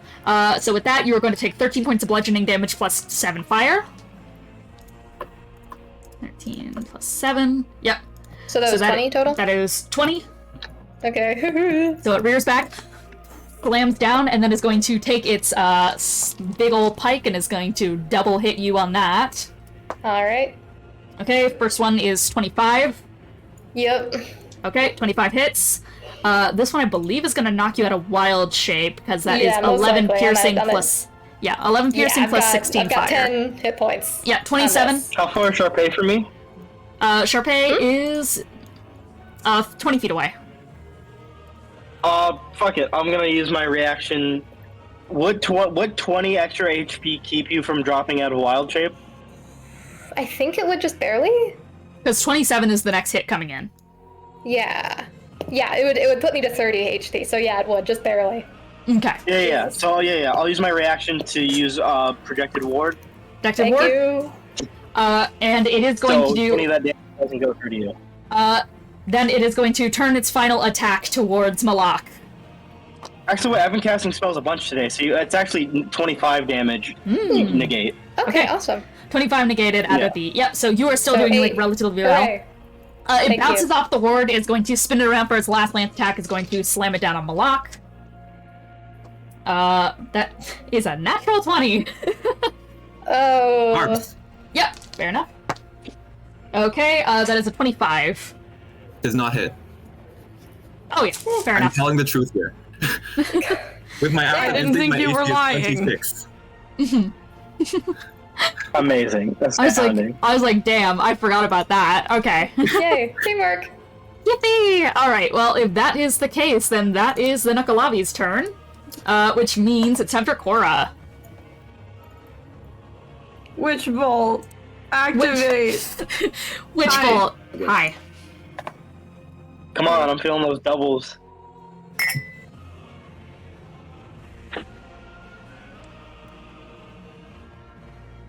I believe in you. Get those doubles. Is this an attack roll? Sorry, I keep getting interrupted. No worries. Is this an attack roll? That is my bad.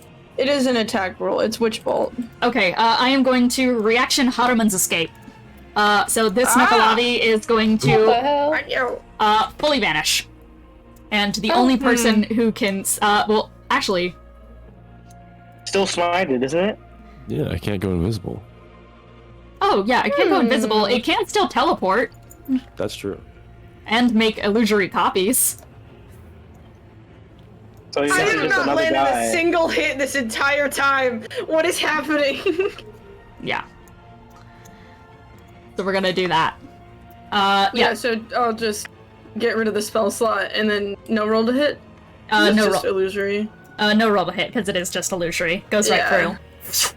Okay. What an Thank you. asshole. I cannot do anything. Thank you for reminding me about the smite. Sween, your turn. So the one next to us. Yeah. Or the one next to the one southwest of Charpay is illusory, and we know that for a fact. Yeah, and we just watched it as this it one got phased through. This one you know is illusory. Yes. No, but the one that And Oh the- yeah. the one that I just Korah tried just to shot it, shoot. so it is also illusory. Yes. Oh god, can I even make it there? How far am I from the third projection of the Nuckelavee? 45 feet. 45. Ooh, Remember, we still have the green Hell Rider and the dog, and I also can- the red guy. I can Wait, bring the dog. gang on my turn for Yeah, whatever there's, that's there's a worth. dog at the fucking machine, at the car. It's like hidden Oh under yeah. it. Wait a minute. Oh shit! I forgot there was a dog. Good luck with that, Dakota. Wait, I'm sorry. sure Dakota can take care Are of we it. on? Are we on the T-Rex right now? You can be. Oh wait, that wouldn't work. I don't know why I thought that would work. Sorry. For a second No there, I worries. assumed if I moved the T-Rex, it would move us with it, but that's not how that works. Shoot. So that Nuckelavee's far. The rider's far. That shit-ass dog is just on our car. I forgot about the fuck-ass dog. I forgot about the dog too. Is that worth working towards at all? I mean, it's a dog. Is It'll it come to us damaging Taking the probably. away from getting car? slapped by. Wait, isn't it in Spirit Guardians? Is it? It's 20 feet away. Ah, okay. It will be, so the dog might just blow up next turn anyways. Yeah. Yeah, It's not worth going for the dog. I think don't bother. No. Yeah, One of the Hell Riders of the Nuckelavee. Dakota could just turn on the bile sprayer and fucking obliterate it. So That would be really funny. Well, So, I Dakota don't- Dakota is driving the boat. yeah, it says you only need one, doesn't it? Yes, but you also need one to drive. Ah, shit. Well, Okay. But also, Dakota's Well, not driving right now. That's true. True, we're That's not very going true. anywhere. Yeah. Okay, it's not. Don't worry about gonna- the fuck ass dog. Let's Yeah, let's deal with Well, the I'm threat. also not going to make it to the rider in the bottom left. I'm exactly halfway between each thing. I see. Right. The only thing I could possibly do is try to get 30 feet closer to the Nuckelavee in the top right, which would mean there's a 15-foot difference. Or I can make a really dumb decision to try and vortex warp towards it, or it to us. But that's not gonna. You can start moving towards something, then Eldritch Blast something else. Because I already know the green guy's pretty low on health. So you might. So if you start moving towards like the Nuckelavee for melee, and then like Eldritch Blast the green guy, you could kill him. That's a good point. Yeah, that's a good point. Yeah, might as well, eh? Mm-hmm. All right, 5, 10, 15, 20, 25, 30. Then Eldritch. Wait, what's the range of Eldritch Blast? 120? 120. Is that right? 120. Yeah, you're definitely within range. Oh, perfect. Okay, then let's get on you. Yep, so running towards the Nuckelavee, turning around in the middle, sending out the Eldritch Blast. Does a 16 hit? A 16 on the Riders. Let me double check. It does hit. Okay. And the second one, a 17, so I'm assuming that also hits. Yep, Yeah. that hits. 14 damage. Force. 14 damage, yep. You turn around and just fully shoot its head off. It just spins off into the distance as its whole body inverts on the motorcycle spins out around and explodes upward once again. Okay, is that your turn? Yeah, there's nothing else I could do. Okay, we have... It is red, blue, green. Those two are dead, except for green, who is still alive, this fucking dog. Let me just get him out from under here. So, you know, there's no tasty treat up on the back of it anymore, because Dakota's also full cover, gets full cover in the driver's seat, is the thing. So I think it's like lapping at the window, it's scratching at it for a second, and then turns around and is going to, 5, 10, right there. Let me check on recharge, actually. Recharge goes through. 5, 10, 15. Fire breath. Dexterity saving throw from Korah and Charpay. I think it's a Ooh, wisdom well, save. we get +4, those of us. You're within 15 feet of me. That's a wisdom save. I was in 15 feet of you? Actually, no. It went all the way around. Oh yeah. Oh, really? Yeah. Hmm? I could move it, but I'm not gonna. Okay. Because I have the movement speed to move it, I'm just not gonna. Well. Oh no, Korah. You get plus. Okay, isn't the DC 12? Wisdom save I is give you 11. +4. Okay. You're gonna take out the full 16 radiant. Okay, 16 radiance. It's still barely up. It hasn't taken much of any damage yet. I'm muted, sorry. I rolled a 2, I have a +1, and then +4 gave me 7, not Oh, 7. no. Did not give me the DC. The Hellhound is currently buffed by the Nuckelavee's aura that he put off at the start of his turn. 21 is my Okay, save. 21 is going to succeed. But that is based on the buff that is going to basically be doubling the damage output for one of the attacks that the creature does, to the reveal of what this actually does. So on failure, that's 42 points of fire damage. On success, Oh my that's God. 21. Okay. Owie. Well, goodbye T-Rex, unless there's anything else we can do about it. Charpay is going to back down into normal size, as Korah and Charpay just take a rage of streaming fire from the Hellhound.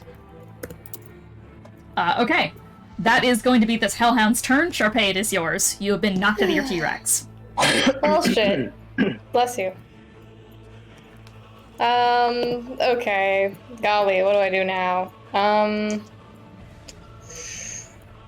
I mean, the Nuckelavee's all the fucking way over there. There's really nothing I can do about that with my 30 feet, so I should probably just deal with this Hellhound.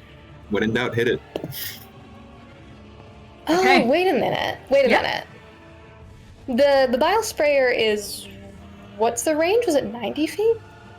You'd have to go double check your vehicle. It's in, your group inventory. Oh, no, it's 30 feet. I don't know where I got that from. Well, that's fine. Still might not be a bad idea, because now we're kind of lacking in the damage department. Probably what she'll do is, I mean, it's just a hellhound. It's just a baby. So I'm just gonna slap him silly normally, hope that maybe he'll kill it, and then run to the car. Yep, got it. So how many attacks do I have? I have 2, I think. Yep, I do. All right. First one is 16. Does that hit? 16 hits. All right, and the second one is a 14. Does that hit? 14 does hit. All right, nice. No, Okay, it doesn't. Sorry, that- 15 AC. Oh, it doesn't? Oh, double okay. check. All right, well, it's just 7 piercing then. Are you still alive? No, you are able to hack its head clean off as it flaps to the Okay. ground. Just Nice. the Nuckelavee and the guy up here. Yeah. Forgot about the guy up there. Oh yeah, that guy. Well, that's fine. I think what she'll do now is she'll run back to the car, hop back in, and Okay. I guess here's the question: does anyone else want to get back in the car or no? I guess by that I mean the Lock and Korah. Chilling here. Okay. I'm gonna- then I'm no. just kind of hanging out. Yeah. Yeah. If Alright. You're, how does you're, movement you're, work in the car? Do I have? you can just tell Dakota where to move it. Okay. Dakota is yeah, driving it, let's- yeah. I guess she can't do it just yet. But what's the movement on the car? It is. It is. What is the technically- movement on the car? It's 100 feet. 100 feet. Golly. It's a car. But also, doesn't Dakota also need to roll into initiative for driving? But we're gonna basically do it on the rules of like whoever is in the car, just because Dakota is not really here, can use it on their turn, like move it Okay. on their turn. Yep. All right, and so I'll probably just take cover for now, and then next turn. My main run thing out is to the that I Nuckelavee. don't think the car can get close to the Nuckelavee because there's a big ass rock between the Well, if Nuckelavee it and has the 100. car. Oh, It can get close enough to like chuck the bile sprayer, Yeah, I just need it to be within 30 feet.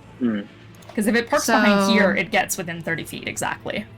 Yeah, but aren't me and Sween in between the Nuckelavee and the car? You can That's angle up to it more. you to change that, I guess.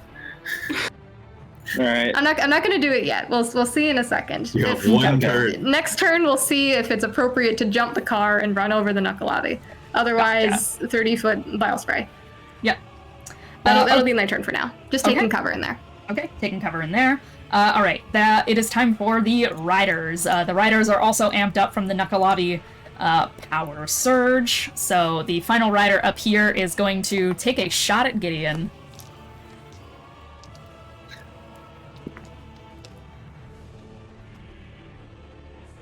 I don't like a nat 20 when his damage is already doubled. That's scary. Should we portent that? Should I don't we think I port? have Should we it. silvery bar? You know, yeah, maybe. I have we support that. I have. I do. think I don't we have my should- shield up, so I have pretty low withered health. So this could theoretically insta kill me. You- just yeah, based you on the know what? Nuckelavee's You might attack. want to nat one that. Or just like 11. Yeah, do we Well, want to just 11 the that? Let's just 11 that, guys. Yeah, Let's okay. just, Yeah. I think No, 11 is smart. 11 Sensible 11 that. doesn't hit Gideon. So yeah, 11 it's does not hit me now. charges up this massive fire and it just whizzes right past Gideon's ear and it just makes this loud 11 fire plus crack sound. modifier. Oh, 11 I don't plus wanna shoot his modifier. Yeah, no, portent just replaces the original roll. It doesn't get rid of the Oh. modifier. It just gets rid of the nat Ah. 20. I mean, that's still having the damage, basically. Yeah, Yeah. that's huge. But Which is also, the main I wanna know, concern. does it hit? What It is brings it up to an 18. an 18? Cool. Then I will shield that. So, Holding up so a it shield. misses. Yep. All right. Yeah, because there's no shielding a nat 20. Yeah, there isn't. So yeah, you are able to quickly get up that shield as this like superpowered kind of drill shot goes right towards you and just starts trying to drill into your shield. But you are able to just get it up right in time for it to go right towards you. Okay, that is the rider's turn. 5, 10, 15, 20, 25, 30. Cool. It's just gonna hang out there. Alright. All over. Gideon, your turn. Cool. I want you to put me 5 feet under the Nuckelavee. Okay. So right there. No, 5 closer. Or actually, can you put me one? Actually, you know what? Yeah, put me one down, then one over. Can you no to the right? That way? Can you show me what a 100-foot line looks like? I'm trying to see if I can hit both the Nuckelavee and the rider. Yes. Yeah. Yes. Cool. I'm gonna cast 5th level lightning bolt with Azure. Nice. Yes. Spinning out Azure, slamming her that's into a the dex ground. save. Lightning bolts start to fire up. Dex save. From the Nuckelavee is going to be a... Where's my modifier? From the Nuckelavee is going to be a 23. From the Rider is going to be a dirty 20. Okay, so they both succeed. So that means they take. I gotta roll. How many d10s is this? A lot. A fuck ton. Okay, so that's. Yes, that's. No, it's. Lightning bolt is, I think, 8d6. And then it's 5th level, so that's 10d6. Let's roll that. Okay, so they take 42 damage, halved to 21. Okay, that is absolutely going to take out the Rider in the back, as the lightning crashes into the Nuckelavee, kind of like jolts up its entire armor, and then from there it bounces off and is going to jam into the Rider, which immediately once again is going to shock right into the core of his like demonic devil vehicle, and is going to fry it, and another explosion off in the distance. All right, it is now just the Nuckelavee. Then I'm going to, let's see, 5, 10, Yeah, 15, sorry, can I ask? 20. Then I'm immediately going to double back and go behind the big old rock. Okay. Actually, can I ask you to... if you're able to, can you get out the way for a bile spray? I think I can do that on my turn. Well, where am I going to go? Like left? You don't have like to. a 30-foot cone? Like, what is the radius on this thing? I'm trying to figure out how I'm supposed It is a 30-foot cone. to... Yeah, look at how I'm on a thin bridge where it's either a cliff on my right or a lava pit on my left. I feel like... Okay. Yeah. It's not... Yeah, that's fine. Yeah, like no matter Also, which, Sween's still there. no matter which way you park the thing. All right, never mind then. Yeah. That's cool. Hmm. I just don't see it. There's just not really anywhere to go. No All worries. right, where were you going though? Just put me like behind the big old rock I was on. Okay, so 5, 10, like here, or yeah, 5, 10, 15, 20. I think you have enough for that. Yeah. Yeah. Because you move 10 feet from there. Yeah, okay, you do, definitely. All right, perfect. So Gideon tucks back behind the rock. That is going to be 3/4 cover. Okay, that is going to bring us to now pretty much all the other enemies are out, so it's time for Moloch. Yeah. Question, would it cost extra movement to mount and dismount the vehicle? No. Okay, it would be better for me anyways to just like, yeah, in that case, get on the vehicle and get close, like, I guess right behind Gideon. Okay. Yeah, just drive the vehicle and then dismount it. Okay, drive it over, and then And I'm just gonna get off. jump off. Yep. That was 5 feet of movement from me there. How close can I get to it now? 10, 15, 20, 25, 30. You can get right up to it. Okay, I'll just be like, yeah, that's fine, that's fine. Okay. Yeah, can you make me a wisdom save? Okay. 23. Loves 23 today. Yeah, okay, 4 radiant damage. Okay, yep. And I'm gonna take the dodge action actually. Okay, sounds good. Taking the dodge action. Alright, that's your turn, Moloch. It is time for the Nuckelavee. Bonus action Flame Strike. Yeah. Raises it up again. 5, 10. It already knows that it couldn't fucking hit you well. 15 is going to... Yeah, it's gonna take out Sween. Okay, bye, Sween. Bye-bye. Okay. I'll get you back. Yeah. Yeah. That is... Okay, yeah, that is a 18 to hit. Shield. Shield? Okay. Yeah. Shield? Yeah. You can't hit anyone. Yeah, Asshole. yeah, multi-attack. Fuck you.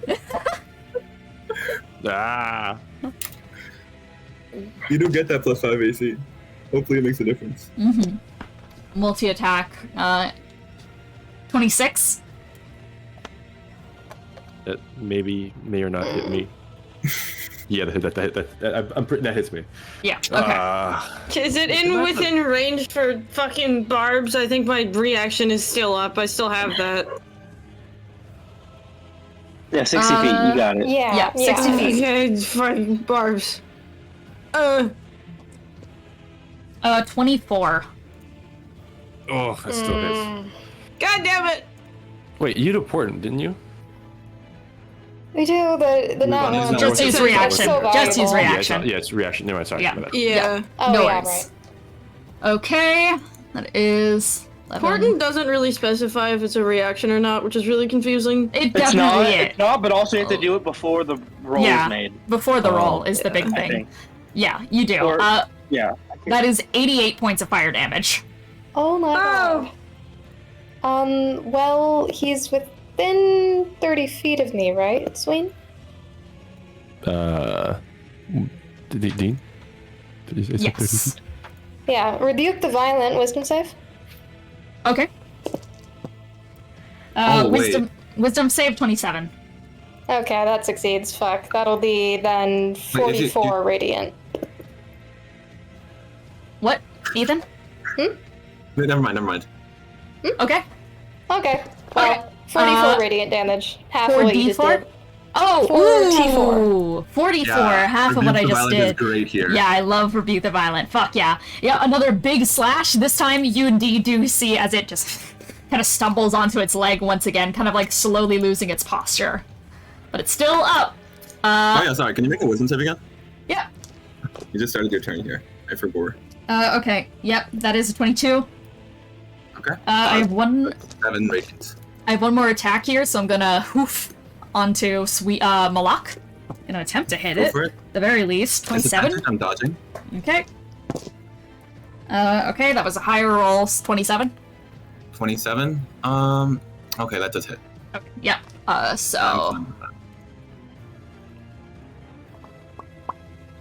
So with the hoops, that is going to be that plus that. So you're going to take 20 points of bludgeoning damage. Okay. Is And it fire, right? back kicks you? For the hoofs, yeah, it's 20 points of bludgeoning and then 4 points of fire, which I already have for you. Thank you. Okay. That is the Nuckelavee's turn. Korah. No.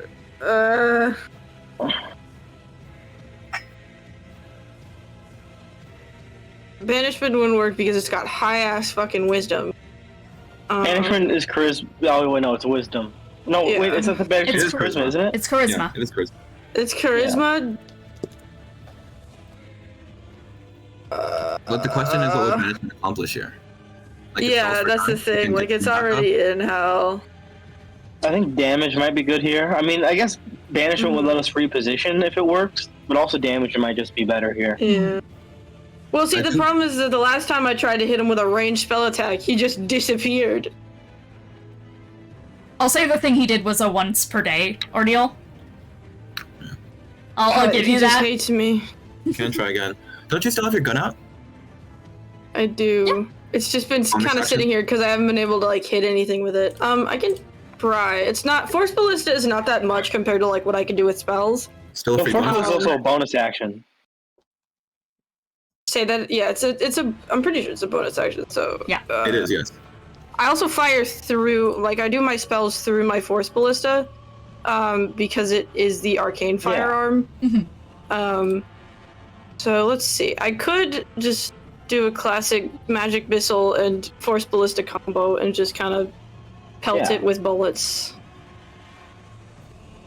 Sorry if I seem out of it. I'm No having a worries. good time. To be clear, to be 100% clear, I'm having a great time. I'll do magic missile at 3rd level, and then Force Ballista bonus action. So just give me a moment.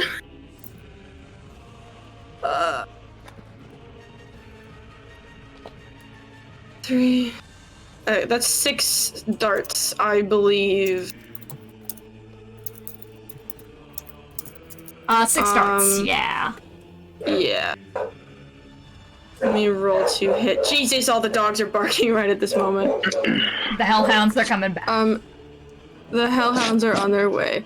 So that is a 27. To hit. What's the to lowest? hit. I just 13. 13 doesn't hit. Okay. And then the second lowest is a Wait, magic 22. missile? Oh, it's... Yeah, it's magic. Oh wait. Fuck. Yeah, what am I magic missile. doing? It auto hit. Oh, What? What? What am I doing? I don't know. What am I doing? Oh, for real, I was What am like, I doing? I was trying to clear up another thing. I didn't know what spell you were casting. It was just like, yeah, it's getting hit. So, Yay. Yay! Woo! So you just do full damage here. Okay. Yeah. Yay.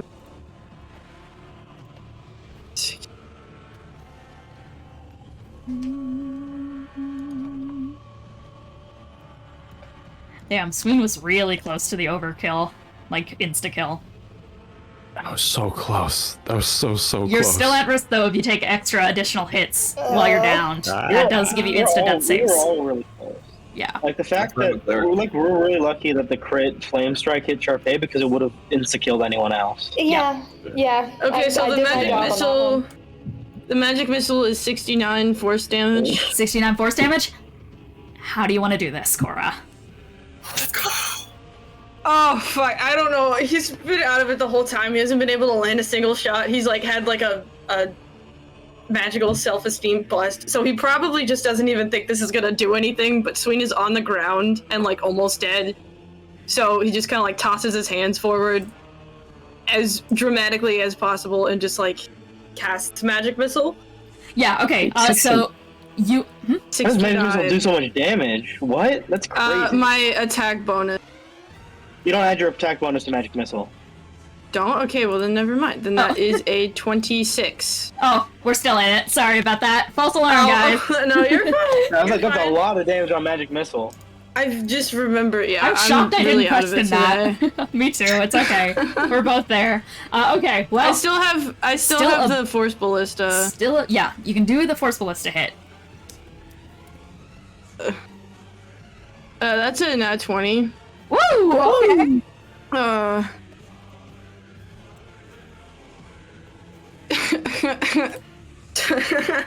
16 damage. Woo! 16? Yeah, 16. Okay, And it pushes 16. him back, right? That's not half. That's already double. Yep. Okay, Okay. so with that in mind, that is Korah's turn. Sween is down. Make me a death saving throw. The smell of fried fish. What is that? It's con, right? Is it? You don't have, no, it's just a No, flat. it's 50-50. flat roll. Flat. Yeah, Flat, okay. no worries. Sorry, 11. 11. That is one successful death saving throw for Sween Cod. One success. With that in mind, that is going to bring us to directly Charpay's turn. Okay, hi. Can you assholes get out of the way so we can do this bile sprayer? Come on. I know you're dead, but come on. Well, there's nowhere else to go. It's a like really guess thin so. cliff. I guess Also, so. Sween's down. If you do the vile sprayer, you will just kill Sween. I know. Permanently. Why can't the unconscious person do what I want? Okay. An awful quote, Cece. My bad. Ooh, My bad. all of shame on bad. that one. My bad. My bad. Sorry, I have a question. My Why apologies. Yes, doesn't the what's force up? ballista push him back? It says on a hit, the target takes force damage, and if the target is a creature, it is pushed 5 feet away from the cannon. I thought it couldn't push. I thought it was a size limit. I thought if it was large, it couldn't No. push back. Okay, well, it's just push back creature. then. Yeah. Yeah. Okay. Good. 5 feet. Anything. Well, he's over there now. Oh man, I don't know. I mean, Sween's fucking down. I gotta do something about it. She's probably just gonna hop out of the heal him, car. cleric. I just threw the dying, so I can just kind of deal with that. This guy's on such low HP. It pains me, but like somebody else handle it. I'll help Sween. Gotcha. So 5, 10, 15. Spare the dying, which in our rules just gets you right back up to 1. Yeah, and she'll probably kind of just like drag him back as far as possible? Just you can only do like half movement on that, so you can just get Sween like over gotcha. here. Could I get him like behind these little like stake situation here, or is that like I fully don't think like so. a block? No. Okay, No. that's fine. Well, couldn't she rotate him? Actually, yeah, True. I think you could. Movement. I think you could, yeah. Yeah, I'll rotate him. Yeah. Okay. Yeah. Yeah, and bonus action, I don't know. I don't think it matters. Yeah, that'll be my turn. Thank Okay. you. Sounds good. You're So welcome. Sween, you are back up on one as you like feel Charpay dragging you back and kind of tapping you on the cheek until eventually just fully drags Sween behind the rock, just sets him down next to Gideon. It is now, after Charpay's turn, going to bring us to Gideon, since there are no other riders in play. Yeah. All right. Now I'm in a weird situation because I could definitely kill this guy, but a lot of it, I'm in this weird situation where it's all either overkill or won't underkill, and it won't kill him. Because I'm pretty sure he's either resistant or immune to fire damage, and all my low-level damage stuff is that. Or I just do something that will do damage, but it's like a 5th level spell. Worst case, You know what? Fuck it. worst case Let's fuck it. scenario. You know what? Let's- Worst case scenario, if you underkill, Moloch is also right there. Fuck it. Let's Aura farm. I'm gonna do Steel Wind Strike. Hell Just yeah! target the Nuckelavee. All right.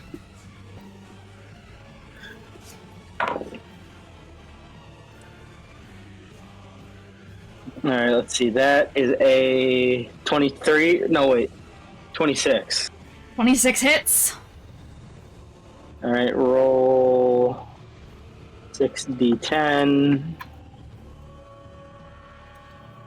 That is. 50 damage. How do you want to do this? I got 3 10s. Yeah. Well, still in. I think. Yeah, I think what happens is Gideon Steel Wind Strike teleports onto the back of the Nuckelavee. Yeah. And as he's doing it, I think he as he's teleporting, he starts wrapping a cloth around his left hand. Oh wait, no, he doesn't have a left hand. He doesn't have an arm. So let's reframe that. I will also allow you for this, for this basically insta kill. Like, if you want to use a mage hand for a secondary hand for this particular moment, you can do it. Okay, yeah, great. Yeah, do it. Cool. Then, yeah, I think he basically just Misty steps onto the back of the Nuckelavee, mage hand, and then he's just sort of wraps the dagger around the throat and grabs it and just starts pulling back and sawing. And as you do, you're kind of embedding each strike with a little bit of that steel wind force, which is just once again just fully Azur's razor edge, just fully. And the entire time it's rearing back, you're kind of keeping yourself on the back of this thing. The reason that you're mostly staying onto is because of the sawing motion that you're kind of hooked around it and such as well, until eventually it fully bucks up back into the air, right as you make that final. The head goes flying up into the air. Helmet is going to kind of split in two from this sheer energy that is starting to course through this thing as it's starting to invert back into the Fiend Core. And you see for just a second as the helmet is going to fly off of its face. An odd sight. It's a doll. The ball-jointed neck goes flying off the body. Falls to the ground.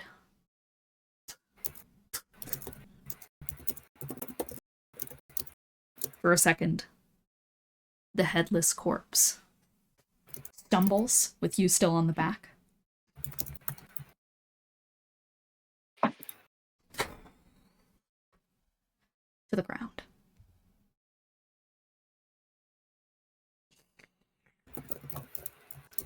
Darkened tendrils slither into nothingness on the ground.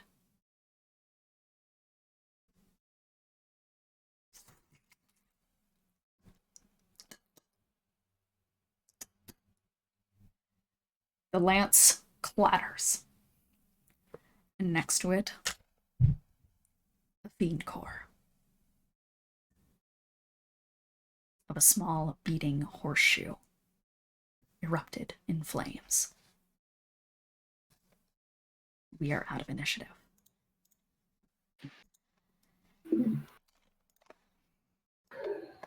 Oh, All right. You all right, buddy? To Sween. Thank you. Yeah, of course. Why would a doll have a core? Get the core and let's get the fuck out of here. I guess that explains the animation, but... What was this, a weapon? Show of power? Defense. I mean, we're closing in on a Hellrider stronghold. I'm just... And I feel pretty safe in saying that, despite the oddness of it being a doll, this is a Hellrider. Seems like. Right. I'm just wondering how many of its thoughts were its own. I mean, there's only one way to find out. Gideon says just sort of holding up the core. I mean, Right. shall we? Formidable beast. Just refine it first. We'll see from there. Okay. And let's all get back in the vehicle. Yeah. And while we do that, I'll get started on a prayer of healing. Thank you. The rest of you guys, is there anything you're taking from the battlefield besides this core? Is there what is on the battlefield? There are a couple of small, minuscule cores from the other Hellrider, just like the bikers. So I think we collect all the cores. Yep, so you collect all the cores. There is the Lance of the Nuckelavee. That is there. Yeah. The Lance of the I think Nuckelavee. we might as well. Yeah. And if there's Alright. anything else you want to try and scavenge from the outpost, you can roll investigation. See if there's anything else you want. I actually want to do an Arcana check on the Lance. I want to see if it has any Hellfire infusions or anything on it. Gotcha. Okay, Go I'll for it. investigate it. I'm just interested. Who did you guidance season? Pardon? Who'd you guidance? Do you want my guidance? Oh, I mean, was I'll gonna take give it, it to but myself, but- Oh, just do that then. I don't need Okay. it. I'm so good at Arcana. Yeah. Okay. So, what was your investigation, first of all, Ethan? 17. From the remains of the crashed bikes, you are able to scavenge one of the flintlock pistols from one of the riders. So you get a flintlock pistol. These things do bleed damage. Like, they do bleeding wound damage when they hit someone. And, like, does a constitution saving throw, which I realize I forgot to do for a lot of that encounter, but it's fine. So there's that. What else do you find? You're not able to scavenge much more than the flintlock pistol, though I'd say that you're also able to get about 5 overall soul coins Okay. scattered in the wreckage of the outpost itself. Very cool.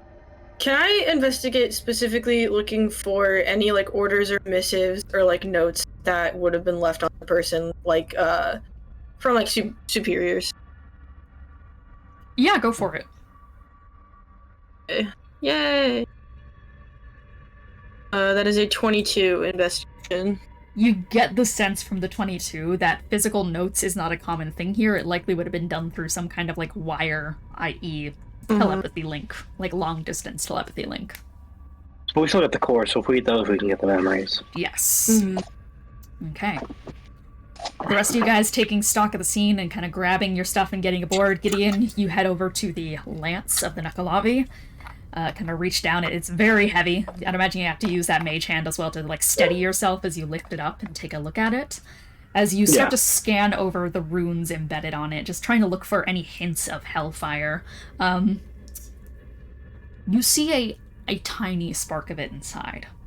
Just a small little bit of it. It's specifically like a very... It's to allow the flame strike to have more potent flames is the ordeal there. Yeah. But even then, it's not full-on hellfire. It's just a bit of a boost. So nothing too big. Yeah. It's enough to block out fire immunity, not resistance, is what that does. That's about all you find. I think It turns immunity into resistance. So you can't be fully immune to this lance. that makes sense. Yes. All right. I mostly just wanted to investigate it because I wanted to I want to see if Azura could take like a sample of the Hellfire, like She consume part of it. could definitely take some of it to try and like work on learning more. Because there's a small bit of essence there. Yeah, I would like to do that. Okay. So as you start to kind of like get yourself onto the vehicle, you set down the lance and set down Azura next to it. Saying anything to her? Just kind of letting her do her thing there. Yeah, I think Gideon just like holds her to the lens and just said, just feel it out, see what it's like, what it's made up of. Learning's not as intense as the others. Yeah, it's a smaller fragment. That should make it easier for you to digest. Begin the kindling. Kind of reaches out those small little grippy appendages towards it and starts slowly glowing against the side of it. Alright, with the scene scavenged, the encounter finished, and everyone getting back onto the vehicle, we are going to go on our short break. We'll be right back.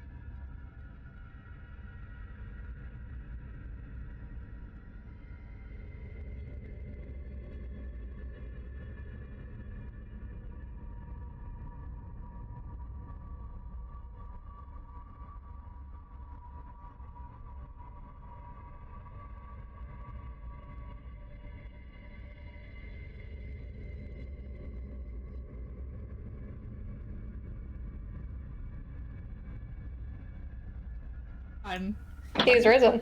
He has risen.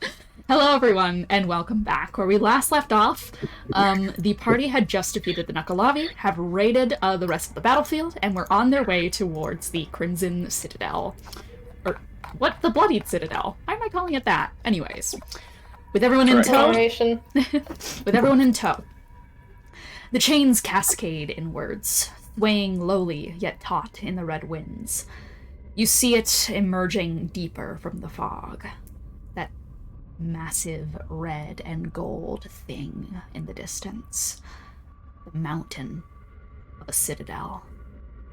It doesn't have any of the brutalist industrialism of the city. It looks plucked right out of ethos, with its grand dome roof, just like from Maggie's memories. Unfortunately, the ziggurat has been buried in the ulcer that entombs it. It postulates burgeoning. What's worse than dead tissue is that it's currently clearly very healthy and bloody and fat with golden nutrients throbbing like a heartbeat. It has enveloped everything besides the roof. As your scavenger begins to approach the edge of the Bleeding Citadel, what would you like to do?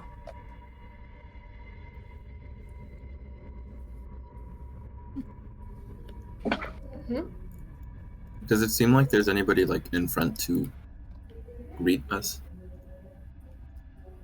To what, sorry? To greet you. Go ahead and Quote roll. unquote greet us. Or, like, What is your kill us. passive perception? It is, I think it's 15. I will just say for everyone in the party here, because I think pretty much everyone has a 15 up, there is no entourage. There is no exterior perimeter aside from the ones that cast a wide berth outside. There are the chains that swing down from those outposts towards the center of the citadel, but there is no welcoming committee, as it were, to greet you. Do we have any 18 up passive perceptions? You, Gideon, see it just barely wriggling off to the side, stretching through the ground, not burrowing, but slipping through an illusion. A small blackened appendage with like nose slits on the inside and kind of flaps upward. It's long trunk. And it curls around and slips back in to what is a clearly illusory floor. I think Gideon just sort of points at the illusion and the creature and it to the party as they're, scanning it out. Okay. Not worrying. Yeah, right.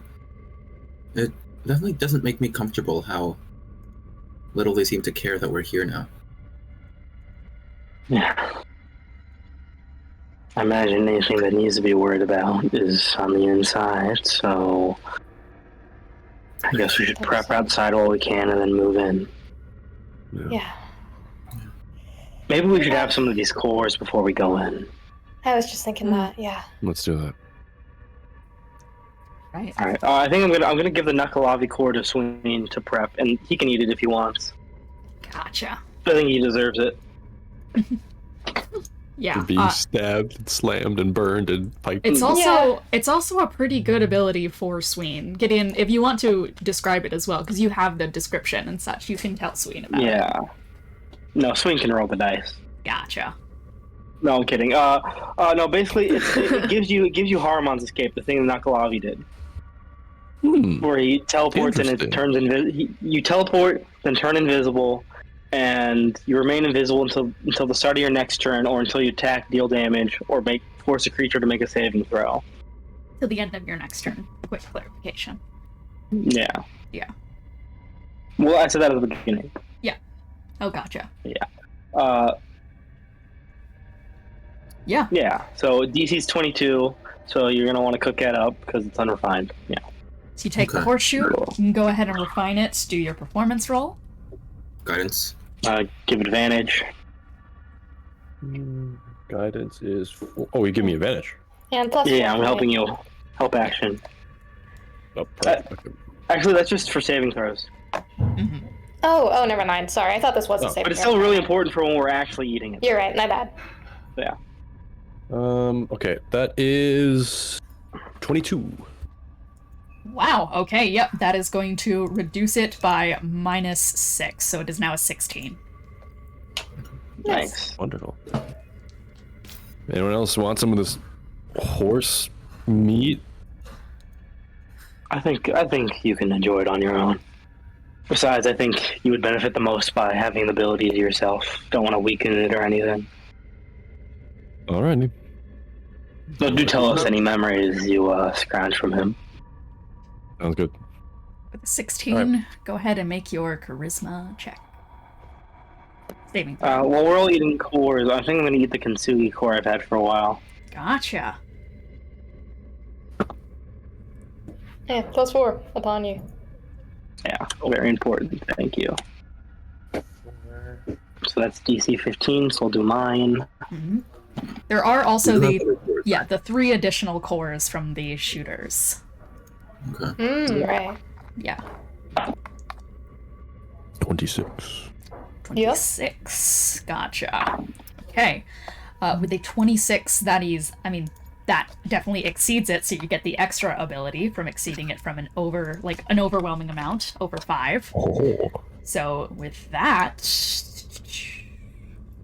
you get both Haruman's escape, as well as, let me go ahead and see which one I want to take here. Which one I want to give you. Ow. Are you okay? You okay? Anyways. Oh, You- Okay. I am going to give you Treacherous Strike as well, which is when you are missed by a attack, you can force the attacker to re-roll against something else within range of your choice. Specifically melee attack? Anything that does an attack roll to hit. Oh. Yeah. And that is a 3 per day ability. Is there any way I can use Azure for helping me eat cores, or... She could give you the help action because she is sentient. Like, in trying to I ground see. you in a way. She could help you with the... Oh wait, no. Charisma Not save. sorry. No, better. Not Azure. Better idea. Hilo. Elo. You could absolutely try and contact him. Yeah. I think I will reach out and just say. Just reach out and say, you've been complaining about weakness while I'm trying to circumvent that. I don't suppose you could do anything to smooth the process along, as it were. Suppose I can attempt to lend you my ability. I'm not fond of the idea of stripping myself bare to make you stronger, but such is the balance that must be made. Lowers his head and is going to bestow upon you. He's going to give you a nice even. What is Hilo's magic number? I gotta remember what Hilo's magic number is. I believe it's just 6. Let me double check. Because Hilo has like a big old number that he's all fucked up around. Mm-hmm. 10,000. No. Give me a second. Ultimate's planning, sorry. Just give me just a second here. I'm forgetting my lore thing off the top of my head. Which... yeah. Okay, I thought it was so. I just wanted to double check. It's going to give you a +6 to both of those rolls. +6 on top of everything? Well, that's very good, because I got a 2 on the dice, so between Charpay, my modifier, and Hilo, Oh, that buddy. means I barely make it. I literally just make it. It was DC 15. God Okay. damn. Yeah. Yeah. For the So charisma. And con save, I passed that insanely I far. will- Overkill on the con save. I will say Mantling Hilo is going to give you pushback, so roll on the madness table for me. So Cool. D100. But we will get to that in just a second. We're going to first go over to Sween. What did Okay. you get to consume the Nuckelavee core? We went over that. We already did We that. already did that. Sorry about that. Sorry about that. I never. Oh yeah, Okay. yeah. So you got everything. Okay, I wasn't. Okay, cool. We did resolve that. I got an 85. Yeah. An 85 on madness. On 85. For a duration of 10 minutes. Well, we're not really doing anything much right now anyways, but I will go over what kind of happens. So, as Gideon is working on his core, just kind of slowly taking out the kintsugi one, which is, once again, this kind of cracked obsidian-esque heart, you are going to swallow it backwards, and you guys notice Gideon beginning to, after the first bite, there's a bit of a moment where his face looks a little out of it, droopy, just not fully emoting or expressing. Kind of struggles a bit, lulling on the swallowing. You get the sense that as he eventually... It's his body giving the active reflex to swallow something that deep instead of a conscious effort. Charpay, you're the only one who is familiar here with Gideon's brand of episodes, and you notice as he starts stumbling, going slack, his legs kind of shaking, as Gideon falls down, stunned. You can only speak falteringly, but you guys just watch as Gideon just drops. Gideon? You good? All right. Charpay can probably tell that's not the core that did that. That's You're Hilo, not right? entirely... Well, you see the sprouting feathers of Hilo, and definitely know Hilo is involved somehow, but you are not aware to the nature of if this is a good thing or a bad thing. Oh, okay. Hey, Hilo. He-who? What? He's got a brain friend that Should we do does something things about like this. Gideon can cleric- speak falteringly for reference. Yeah, I think Gideon just does say, I'm fine. I just need a moment. Yeah, it usually passes. Okay. Okay then. Well, Do you want me Anyway, to sorry, yeah. sit We you should up, or probably are you return to the other three alright with cores. being on the ground? I'm fine. I'm Okay. fine. Sween, if you can. The course. Oh yeah, I should You're probably fine, need a right? core too. Yeah. So Gideon kind of just on the ground, stunned. You can also use this time, even though you're stunned, to try and look through the memories of it if you want to. To root through Yeah, I'd that, like Gideon. to do that. Yeah, Sween, are you doing anything to that regard either? I mean, yeah, I'd like to see anything I can garner from the Nuckelavee. Gotcha. But you're also going to refine those other cores for everyone else, so that's performance checks. Yes. Is that 3 performance Three. checks, I guess? 3, yeah. Or should I make like a Yeah. casserole, core Actually, casserole? if you do them all at once, I'll just let you do one of them. But this is the chance where if you fuck it up big time, then none of them are going to get the bonus. It's kind of a thing. It's however you want to play I'll it. give you guidance. Like, if I... Is it possible to help action with this in any way, or it's Yeah. really his thing? Yes, you can. Gideon's better Yeah. than that. Okay, yeah, I'd love to.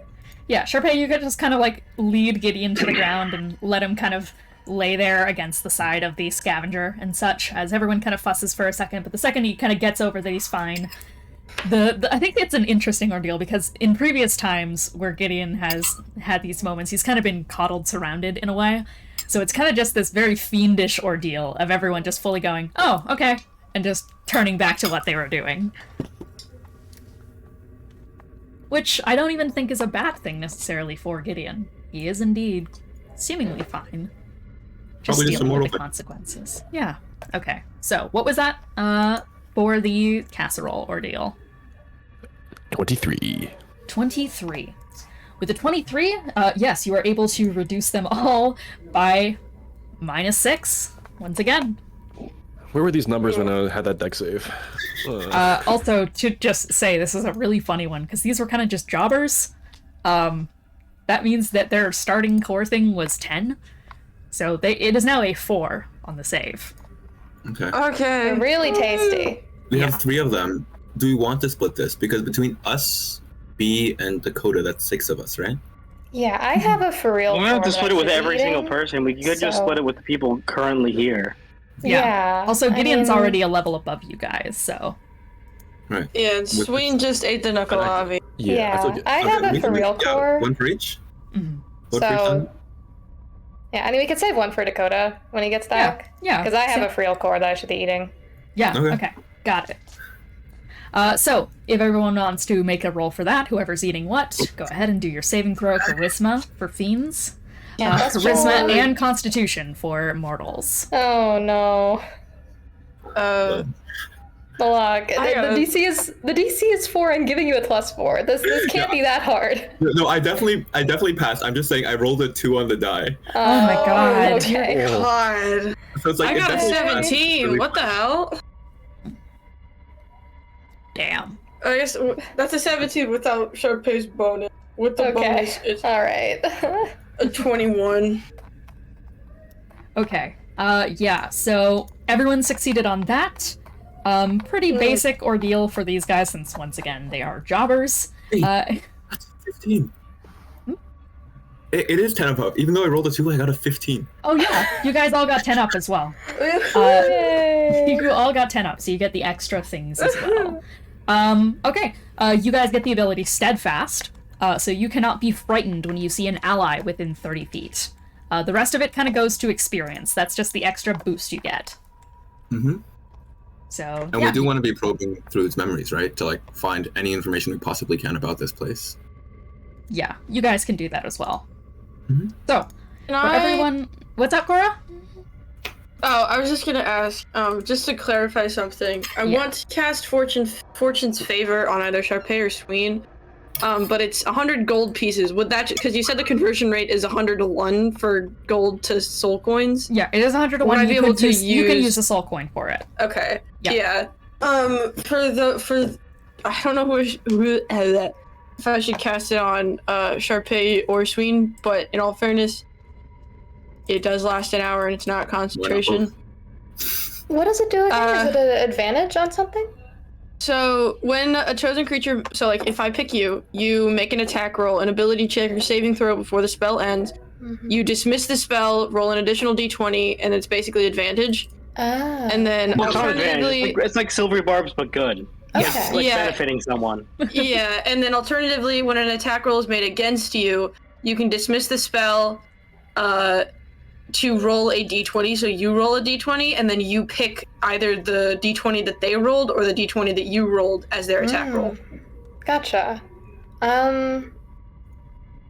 I mean, up to you ultimately, but I think like it would benefit either of us equally. It could go to If Sween. you want to do both, I can like. Sween's a little more at risk, I think, than I am. Well, it's divination. So I believe think. because it's a second level, I'm looking at the chart. I believe because it's a second level, I can. Let me double check. Uh-huh. Oh yeah, because it's not concentration, right? It just happens. Yeah. It just happens, and Yeah, it okay. just lasts for an hour. Yeah. So I I'll think we're cast at it. risk of like reputationally, not in terms of hit Yeah. points, because I think you're maybe doing better than I am. Do you guys want to like work on sorting that out also like in the text chat, and I can do Yeah, some yeah, stuff yeah. about the Probably. memories that you guys are getting? Cool. Yeah. Okay. Oh, yeah. So while you're Could working on the could I fortune- crunch my fiend core real quick before we Yes, go you to that? can. Sorry. Yep, absolutely. Go Yeah, ahead. This is for Rastu core. Yep, Rastu. Hopefully I don't fuck this up. Okay. 17, and then nat 20 on the charisma save. I didn't need that. Yeah, those both are going to succeed. And you... Do I have to be 10 over on both to get the thing? It's only 10 over for the charisma. The constitution is Okay. to stop you from turning more fiend-like Oh. as a... Oh, I got a nat as a 20 on the mortal. charisma. So Yeah, it's a 28. so nat 20, 28 on the charisma does mean that you get the extra bonus here. Let me go ahead Yay. and find the Woohoo. Farastu core. Thank you real kindly. quick. Of course. Okay, you are getting both boundless movement and magic resistance. Yippee! So you ignore difficult terrain.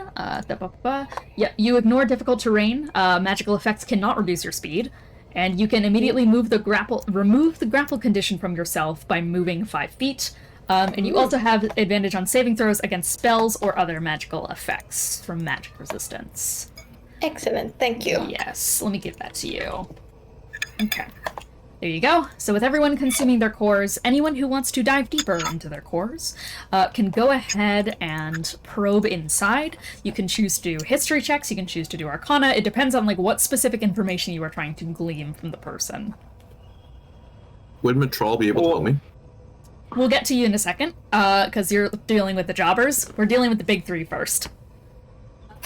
Jobbers, here's the thing. Okay, so I will let you guys do a courtesy glance. At a courtesy glance, I will say for all of these people who are working this shift, they're basic Hell Riders. They're stationed here for about a single shift and then brought back to the city. So they're not told what's beyond, inside, or anything like that. They are all fully under orders from their captain. They don't know much, if anything, about the Nuckelavee. All of them are just, like, doing their job and just getting it done. Now for the others. Gideon, Sween, Charpay. Gideon, what would you want? Yeah. Well, I was gonna ask, because, like, it seemed like maybe I'm overthinking it, but it did seem like the Kintsugi was, like, gonna straight up just tell me something if I beat him. Mm-hmm. So... Then I am going to have you roll... I'm gonna let you roll history or insight at advantage because, like, you know exactly what you're probing for. Like, the exact course of information. Yeah, I'm gonna go history then. Okay. Alright. That is a... 17. You sit down.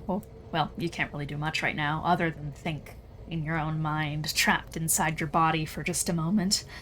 Your eyes do manage to flutter close, and you begin to sift through the thoughts and the feelings of this thing. Your mind hones in on that point, and now, from the perspective of that great crow mauler staring down towards you, he looks at you, and once again, the man you know as Norexus is not who he says he is. It cuts at this moment, as if... But you hear a whisper continue the thought. He's her consort.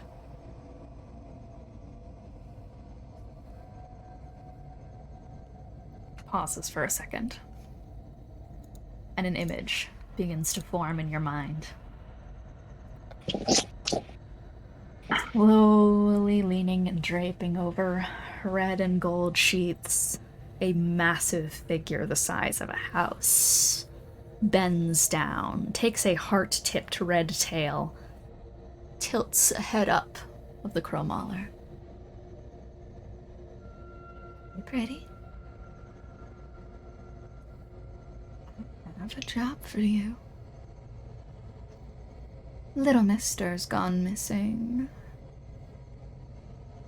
And right when we have so much to do, too.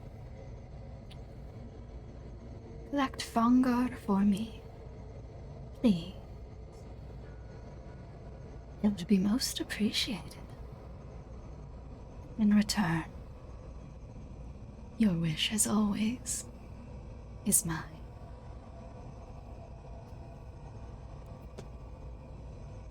She spins back around to where she's sitting.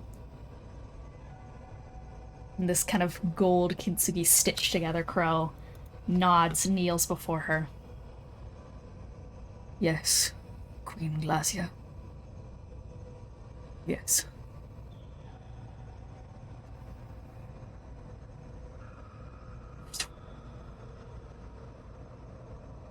That is what you get.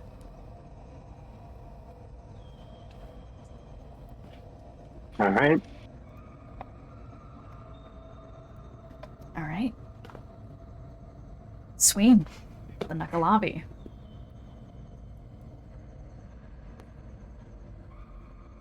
I think Sorry, what were the options you presented again? I was thinking history because I just want to know more about it, but I want to make sure I'm not like ignoring other options because I might have missed something. Yeah, history, arcana, it depends. Like, basically pitch what you specifically are looking for out of the memories here, and I can pitch in return. I think I just want to see where it...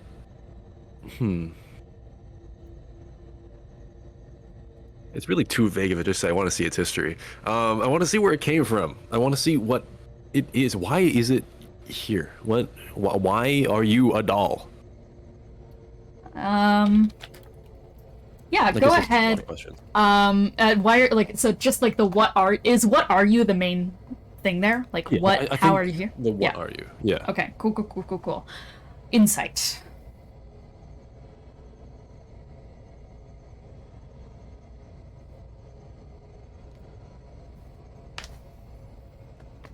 Oh, it could be decent. It could be. Oh, wait. 16. You see another flash. This time, it's as if hands are reaching forward and pulling you back.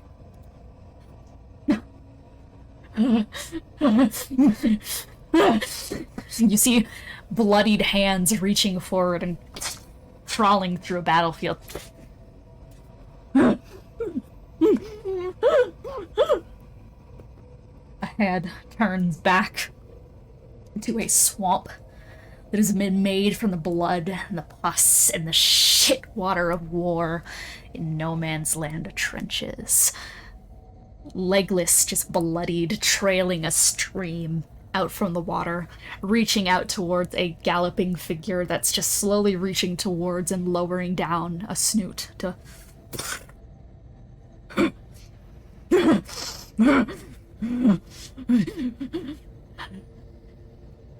Hand shakily raises up to this deep orange eclipse with a darkened point on the inside. Just bring me home. Bring me home.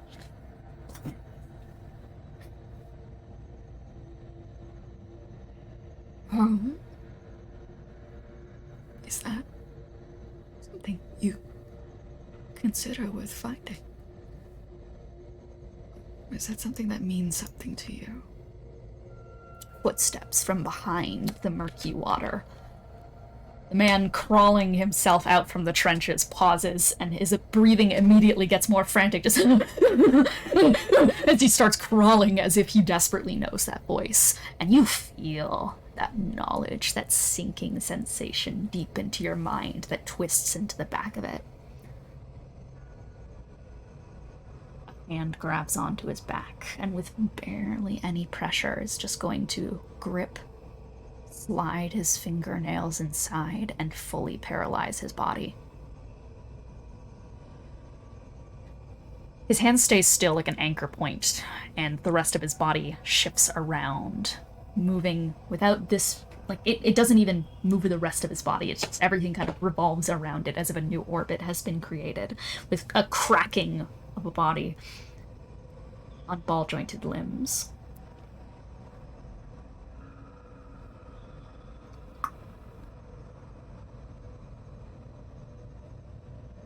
You can only see its legs as it crouches down, and its torso.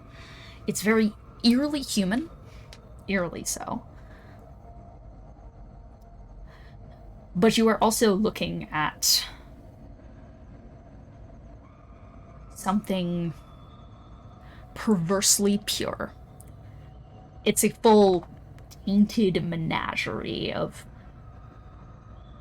pleasure that is coursing inside the innards of the ball joints.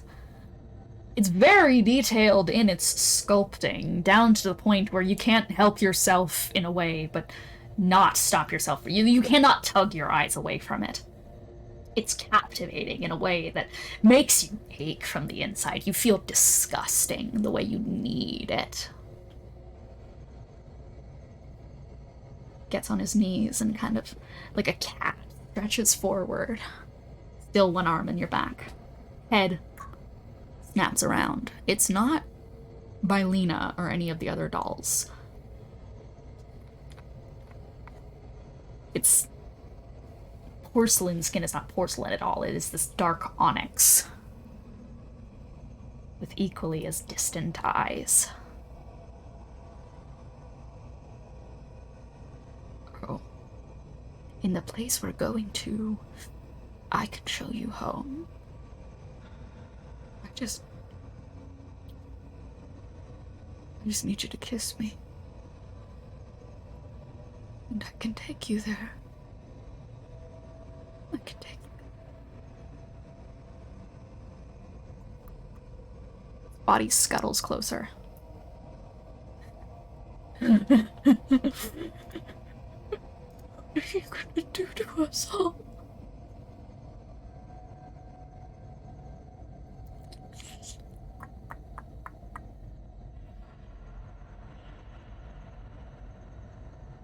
It's not my call.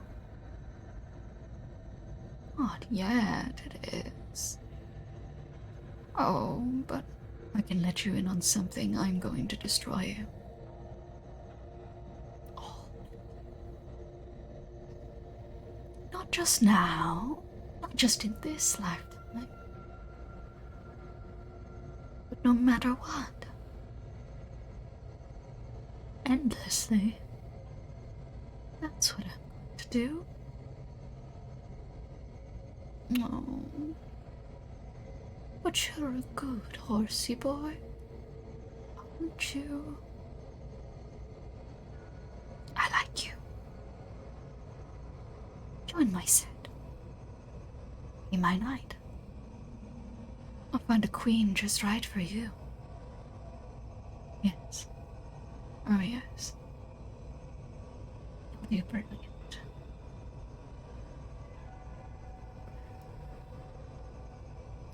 That is what you get. Sweet.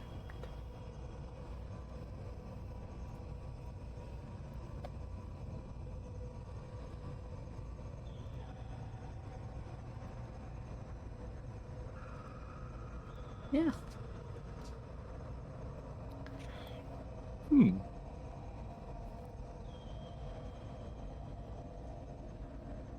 With that in mind, is there anything else you want to do outside of the Great Scab? Have to get to Charpay, right? Yeah, there's a third. Yeah, yeah. Charpay, did you want... The Ferostu is from the Emporium, right? Yeah, it is from the Emporium. Yeah, I don't know if there's anything to see. Not, like, it... Like, you can, like, cast a vague net, but it was just a core from the Emporium. You Yeah, don't know I any mean, direct path. Yeah, if you have anything to say, I'll go for it, but, like, you don't have to.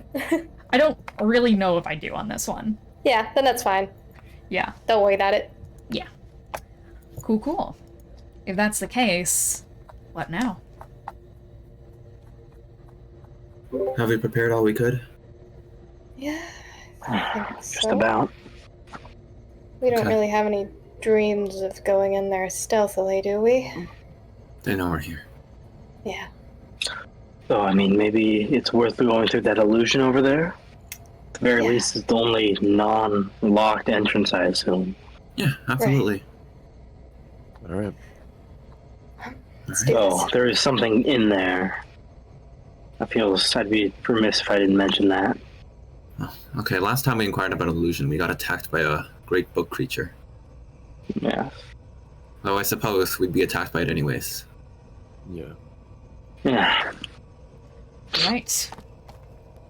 You begin to make your way towards where Gideon last saw the illusion, and indeed, if you were to wave your hand through it, it parts like water, slightly rippling at its surface. It seems to be, as you reach in, there's no immediate floor down there, so it's likely to be some sort of a small drop inside.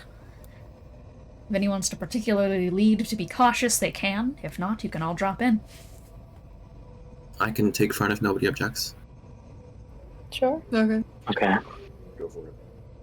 It's only about a 5-foot drop in. Or Yeah. about like 8 feet in. As your boots hit the ground.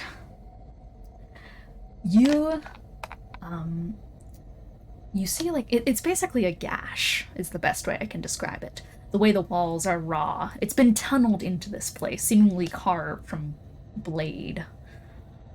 And what's interesting about this place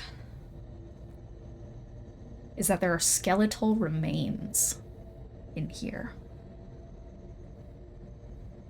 Skeletal.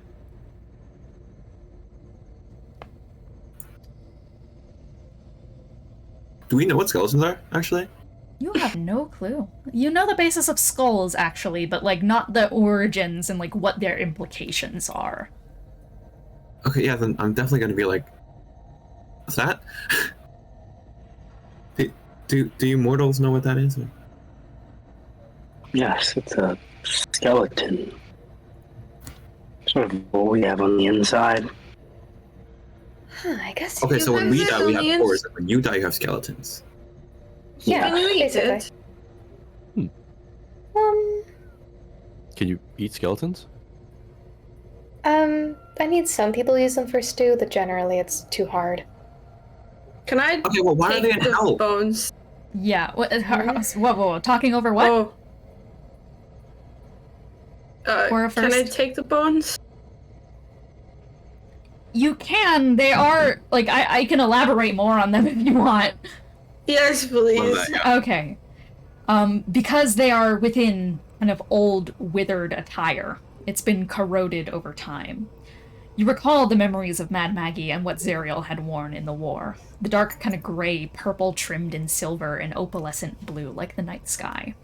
The same can be said for the plate armor, inlaid with old gems that have lost their luster, scratch marks down to the bone that lies crushed inside, and a torn cape that must have once taken a shape like a crescent moon in the air. You also see, upon closer inspection, on the wall, like behind the skeleton, is a gently pulsing encoded glyph, which I'd imagine those magically savvy, Korah, Gideon, can immediately read it as a major image, just like a spell that's been inscribed into the wall to keep that major image up to hide this little entranceway in. Though you can also notice a small carving inside the bones on her arm, which is a little more obtuse to read off the top of it. It's gonna take a check for this one. Okay, then I'll check. I won't touch the bones since they seem to like have an importance to the major image that. Yeah. So, can I? Is that perception or investigation or Arcana. Yeah. I'll give you guidance. How much is that? Is it plus D4. plus what? Okay, thank you.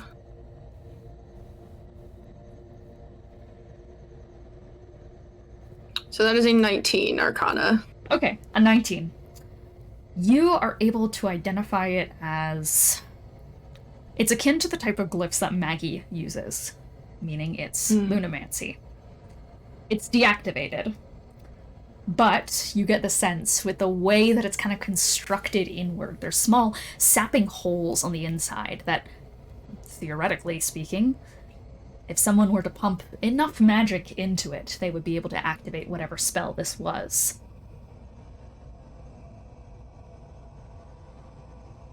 Alright, no touching the bones. The glyphs on the arm, they, you put magic into it, it activates a spell. I'm assuming it's connected to the major image outside? I'll say from your glance, it's definitely not connected to it. That glyph on the wall is like a side thing that's keeping the illusion up. Okay, this is specifically related to the body. Gideon, my wizard friend, would you be able to take a look at this and see if this is more familiar to you? See what kind of spell it would activate? What? Sure, yes, I can investigate it. Guidance. Yeah. I mean, I guess do we know what school of spell it is? We don't, no. Oh, I'll just detect magic then. Yeah, okay. Besides being a lunamantic glyph, it is also necromancy. Necromancy. I will. Yeah, I'll do an Arcana check too, just to see if I can glean anything further from it. Gotcha. Necromancy surrounded by skeletons. Okay, so that's a. Oh yeah, and then guidance. That's a 33. It's a bit more esoteric as, like, compared to other spell glyphs that you've seen before, though that's likely just due to the way lunamancy tends to be encoded. It's a version of Speak with Dead. I see. All right. To activate upon the skeleton itself, seemingly carved by the person who was once these remains. And additionally, I'll give you some additional extra information. It just requires an equivalent spell slot to be pumped into it to activate the spell. Oh, yeah, then I share that with the party. That, this seems to be able to speak with the dead, and it seems like maybe the person themselves carved it, interestingly enough. Okay, so it could possibly give us information, right? That's clever. Yes, could be assumed that there was somebody trying to get in here who died and left their remains as a source of information. Judging from the rag, Seems likely to me. Ethan? So, yeah, what'd you say? Yeah, what'd you say? But judging from the clothing they're wearing, it might be Zariel's old friends. Huh. Could be possible. He said which it case- needed... You talk. I was gonna say, you said it needed a spell of equal level? Yeah, if equal level to speak with dead. Yeah, it's 3rd level, right, for Speak with Dead? I Yes. think so. How is everyone doing on resources? I'm okay. I don't have 3rd level spells, but otherwise fine. Okay. I got nada. See, the problem with my 3rd level spells is that I have Dispel Magic and Counterspell, neither of which are very applicable in this situation. Alright, you know what? I'll do it. Probably Well, do more harm than good. You just need to put the spell slot into it and not the spell itself. okay. Yeah. Okay, then I will just put the spell slot into it. Okay. Wow. Korah, you wrap around the glyph, pulse in some of your energy, that kind of pinkish magic swirls inside, and begins to turn into a celestial-esque lunar blue. A ghostly energy begins to wrap around the bones. Spectral and moonlit soft features begin to appear around the bones. Somewhere around her mid-20s, long black hair, 3 scars over her left eye, dark brown skin, and gently mourning lips. Eyes that have seen 1,000 battles and deaths too many. A shaky inhale.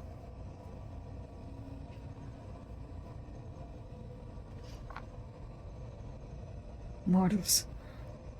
Devils. Oh, Remember, we only get 3 questions. yes. How may I be of service?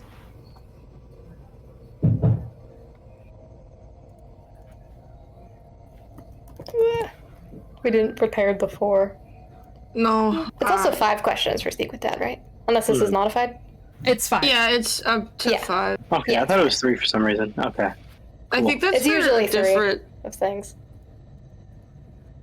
Hmm. Yeah. Yeah. I guess canonically this could all be a conversation happening through like a message cantrip. Yeah. I was like, so do we ask how she died? Or like how she ended I up think here? that's helpful Could be enough. Yeah. Yes, either how she died or how she ended up here Yeah. in general. I think how she died might be more pertinent. Okay. Yeah. He'll turn towards her. So how did you die?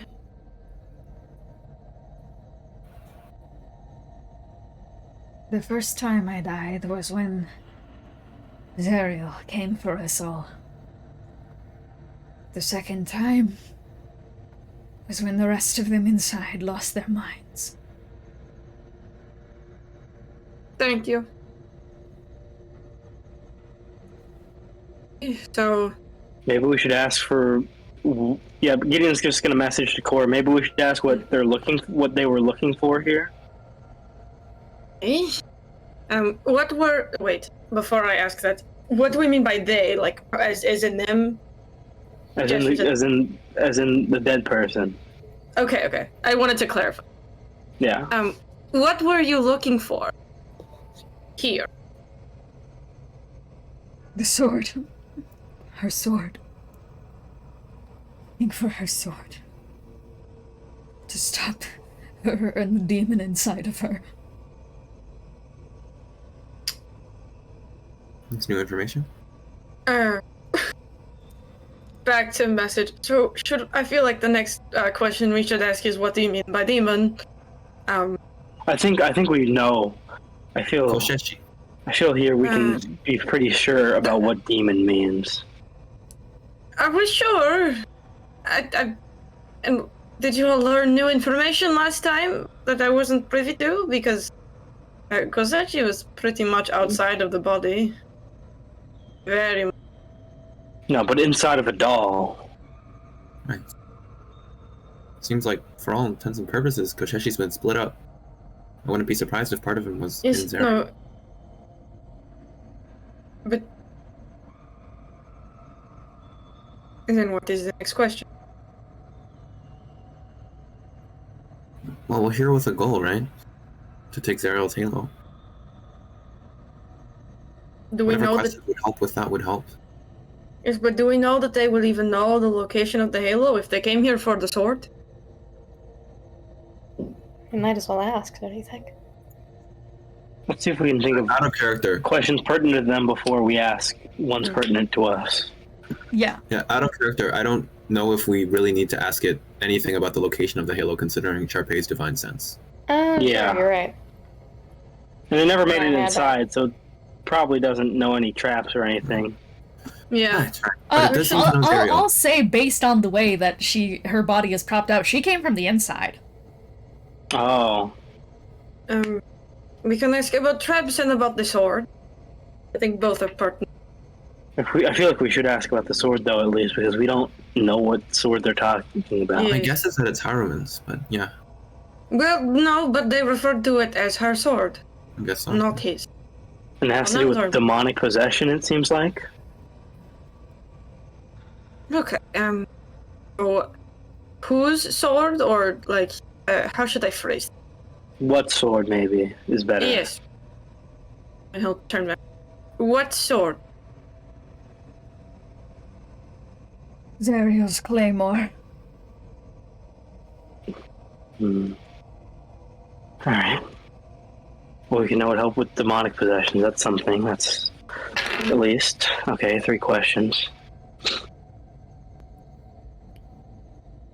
Also out of character. I don't remember from the one shot. Did Zerial use a sword? She did, but she never used her claymore. You saw the claymore in the Maggie backstory as well? Oh, okay. Yeah. Yeah. This is her sword when she was an angel. Sword. Okay, in.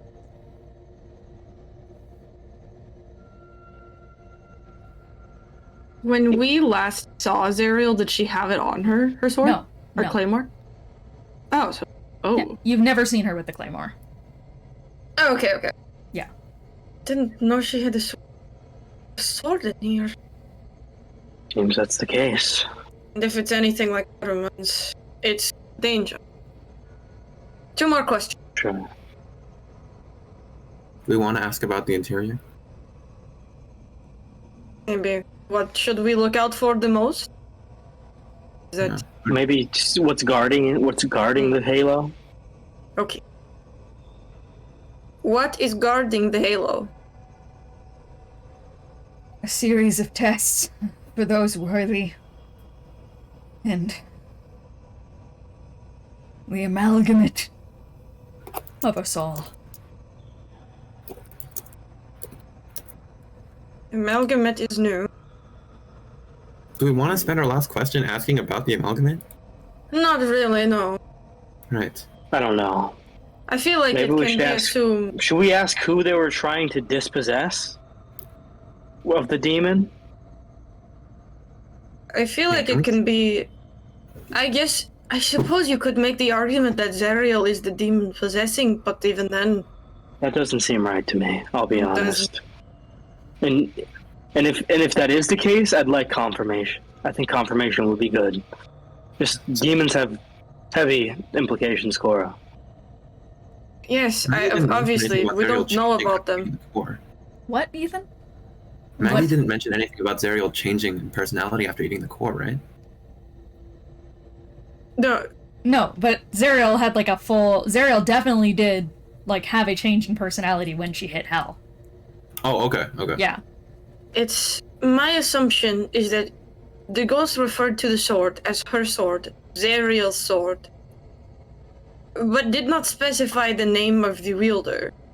So it's a very small possibility that the demon is Zariel, but one that we should think. Not one that we should waste a question on if it's only speculation.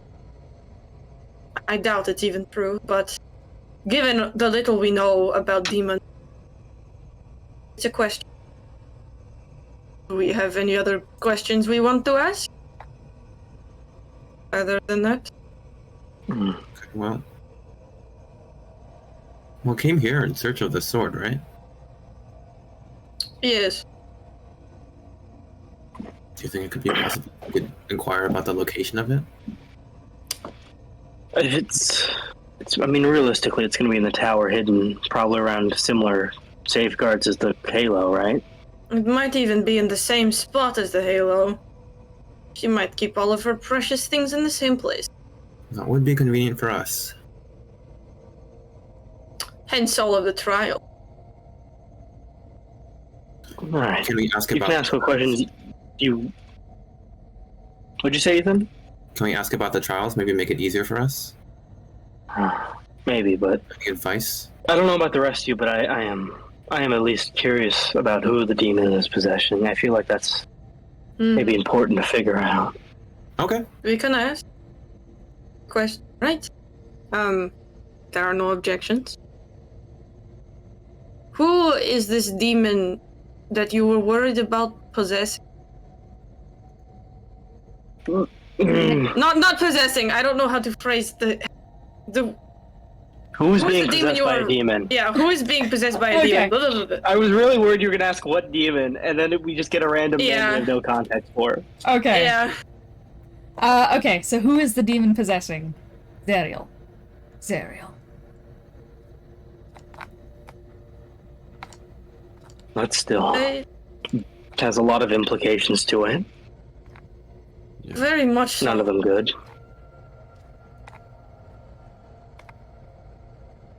I believe this is the part where you are put to rest. Ready? Please. Take these. She holds her two hands out, Okay. and the spectral energy begins to.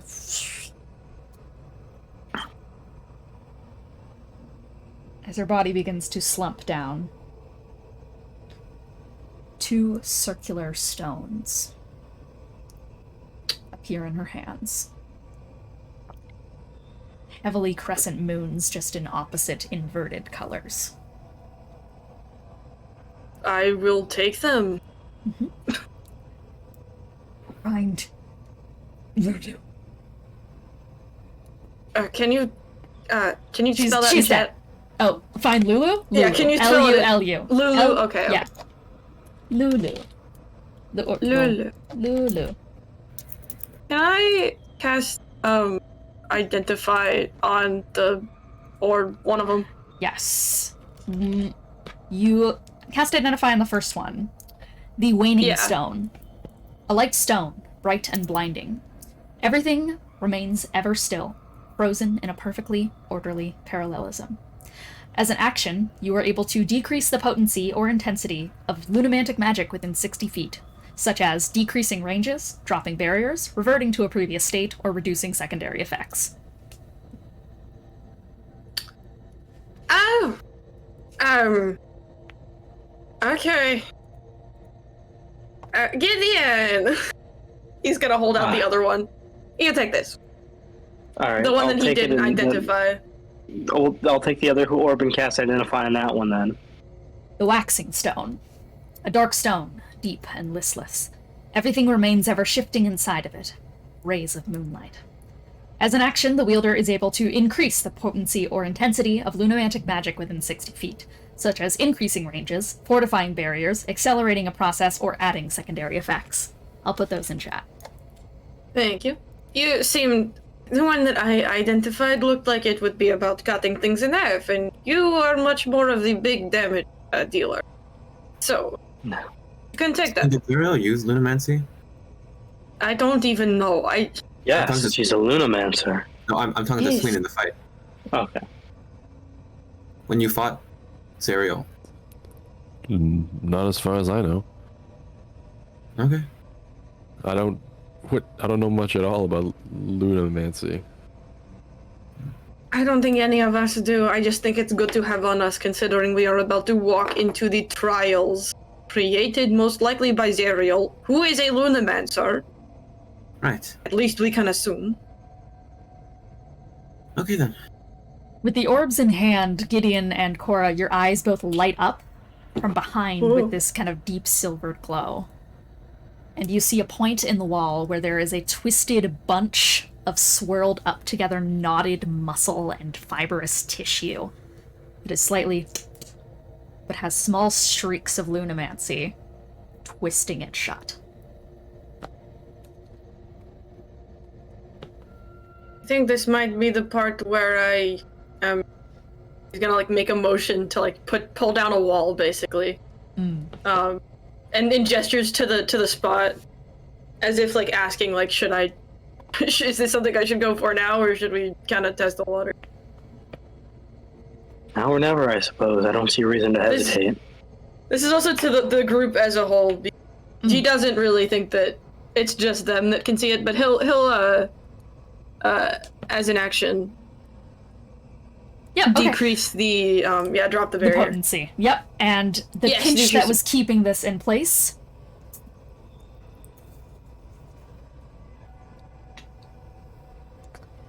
and creates an opening to the path forward. Alright, well. I'll step in. Yep.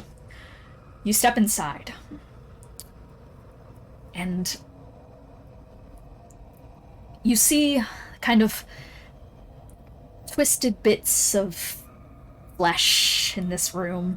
The only thing that's really different from that entire scab of gold is a small crack up in the corner with what looks like a small bit of broken stained glass.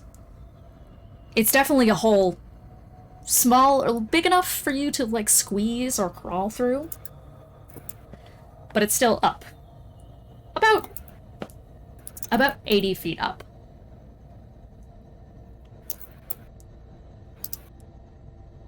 Okay. Let's go. Does it look like there's any ways to climb up, or is it mostly just It's just the flesh. You could attempt to try and climb the flesh. Can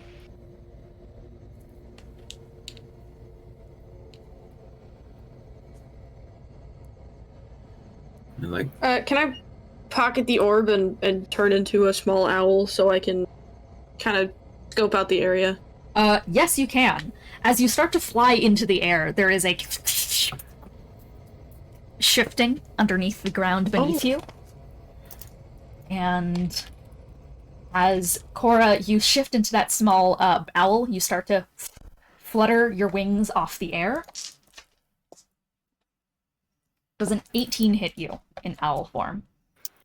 Yeah, yes, it does, I believe. As you start to try and raise yourself up into the air, a entire small pike of metal is going to twist out. It forms itself from the flesh and is going to spear up towards you. It is going to do 10 points of piercing damage and is going to leave you restrained. Okay. Alright. No Check cheating. for traps, I guess. You hear this okay? chittering noise as from the other side of the wall, kind of like further up onto it, you start to see this kind of like crescent circling shape of materials, kind of hovering with like these moonlit runes begin to this like large hand-like appendage. The shape is human, but with like legs that snap back into triple joints and feathers falling through its seams. It is almost some kind of construct of sorts, though you get the sense that the metal it's made out of is more carbonic than anything. As the runes around it begin to flare up, it starts to pull itself out from the wall, from where that like massive, from like right underneath where that hole is. and is seemingly trying to click itself and pull itself outwards. But there's a bit of a delay before it's getting out. Yeah, what color are the feathers, first and foremost? Bright pale white. Okay. Secondarily, I feel like I'm using the orb too much already, but No, this is the really, really don't want to get attacked here. So can I what would this be? Would this be reverting to a previous state or decreasing the potency? Like well, if you just wane on it, it would just do whatever the wane action would be on it. Okay. You can either whack something or wane it. I would like to wane it, please. You quickly reach up your stone and shoot off the waning, and as it is starting to reach itself out of the wall, it shuts down. You are still being impaled, though, from underneath. Yeah, I'm gonna become bigger again, because a small hole on a big wing is better than a big hole on a small wing. You're able to rip yourself out, and then it immediately, underground, there's another one. Yeah, can I? And also, at the same time, and for reference, for the waning stone after it's used, the path behind you seals up again, as you've changed what you're waning. It can only wane one thing at once. You can only wax one thing at once and wane one thing at once. Okay, I'm going to land on the ground so that I'm with my Patriots. Are we all in the same area? Yeah, you're all in the same room. Okay. You're all here. Okay, so this stone can only focus on one thing at a time. This one can only wane one thing at a time, so doors close, but the creature up there is... one of them is dealt with. There are creatures there. Activated by Lunamancy, I'm assuming. So... seems like... I tried to fly up there, got impaled. Any other ideas?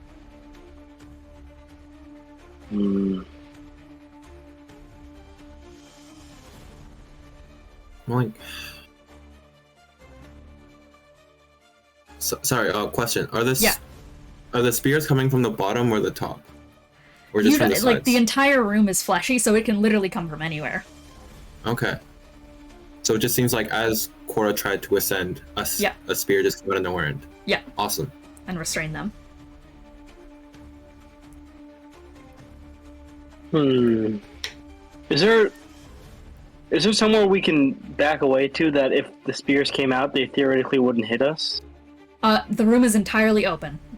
Open plan. Okay, gotcha. Because I was gonna say maybe.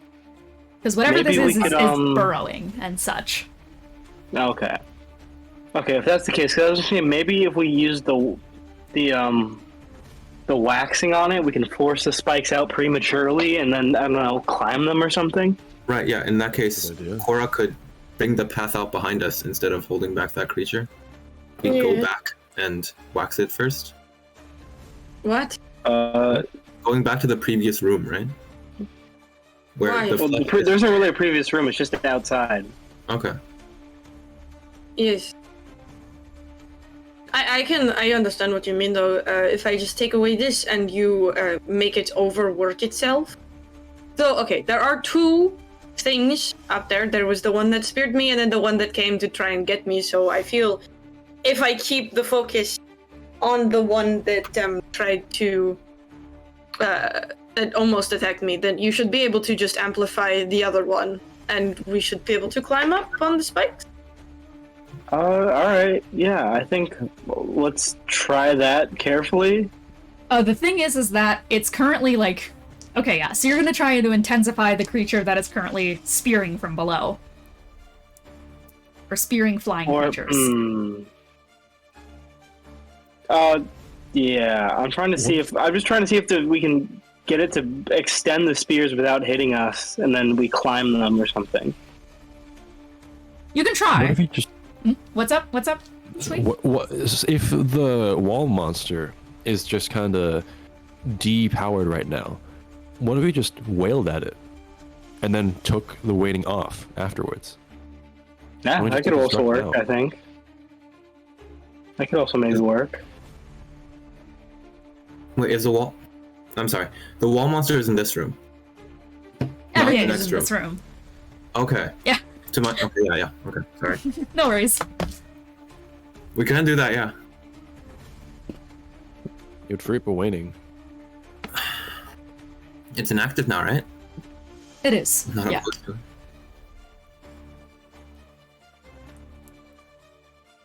And we can see whether the thing that speared Korah is going to react to anything else we do. Yeah. So you're gonna Alright, try to well- attack it? Yeah, I'm going to swing at the wall creature. It is going to, once again, the floor creature is going to try and spear you from behind as an 18 hit. Yes. Stabs into you. That is going to be 5 points piercing damage. You are restrained. Projected ward. Okay. It does still try to spear, so it comes up and it just barely, like, goes off the projected ward and then is going to back inside the ground. Okay.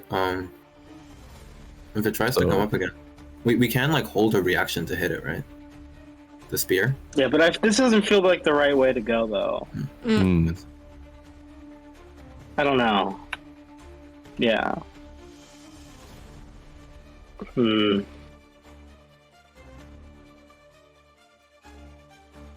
don't we try your idea Alright. of potency increase? Yeah. You know, what would waxing do? It's like what would? Yeah.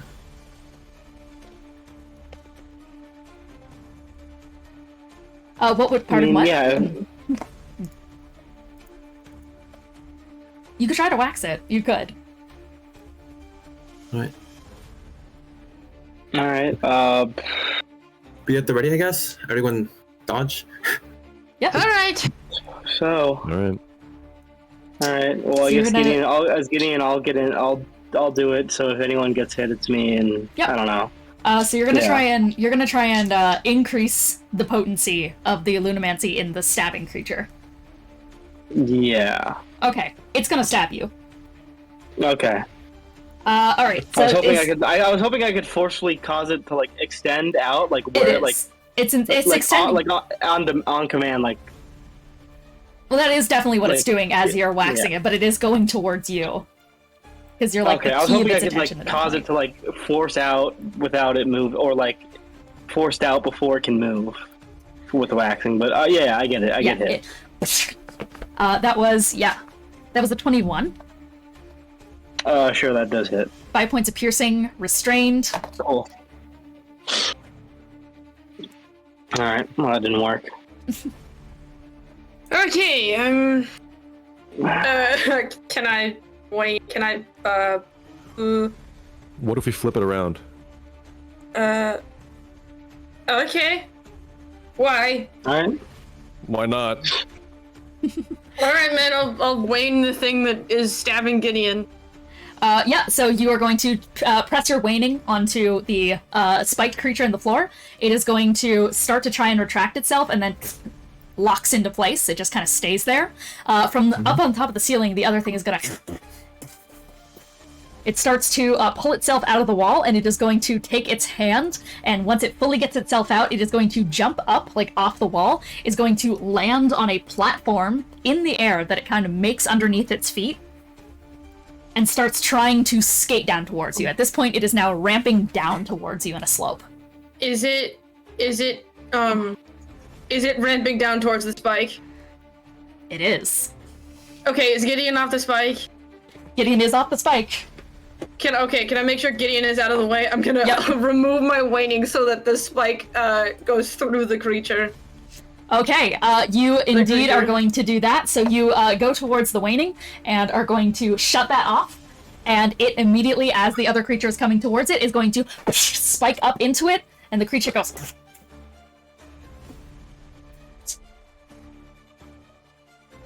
I Is think that worked. locked up by the spike.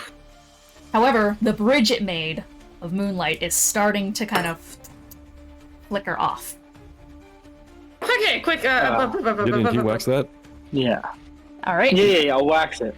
You wax it, and it solidifies. Oh, let's go. That worked. Okay, we go. Keep moving. Let's go. You climb upside, and as you manage to crawl yourselves through that glass kind of pane window, you find yourselves in an kind of... It damn near looks like a place out of Wolvenshire, is the thing. Now, granted, I don't think anyone here has been to Wolvenshire now that Charpay is not with us anymore in the session, but it's definitely ethos architecture. There are marble walls etched and carved in runic text, dripping down the wall like water. They're kanban, a list of rules, a code of sorts, upon a kind of main showman of the room. As you take a step inside, you see a series of shallow steps in a semicircular arc, around a primarily padded circle. The steps are places to sit. Surrounding the circular center of the room are 3 statues. One, a tiefling girl, silver skin and cherry pink cheeks that have since faded into old marbled pastels. Her eyes must have also been bright crimson, as would the tips of her horns have been. She has straight bangs kind of flowing between her horns, and the rest of her hair is tied into a high ponytail with a puffy chia-style dress trimmed in an opalescent blue, and kind of with like silver and bits of black over frilly white bits at the bottom. The second statue is an Asmar boy, dark skin with a sharp blue undertone, cold steel eyes, and arms and legs made of silver metal. A series of locks are tied up back into a ponytail, and he has a large hakama draped over his frame, the same colors as the tea of the tiefling. The third, in the middle, a Goliath. Their tattoos are the same opalescent sheen, and hair is split down into a mohawk ponytail, attire much more akin to Gothic European armor, though with a couple of flowing cloth embellishments and a couple of talismans and bells upon the attire, and a large rope around his waist. On the far showman sits a wall, a Kamiza shrine, where a small pedestal sits with a silver cup of old dusty incense sticks, with more text pooling underneath and an incense burner. That is what you see.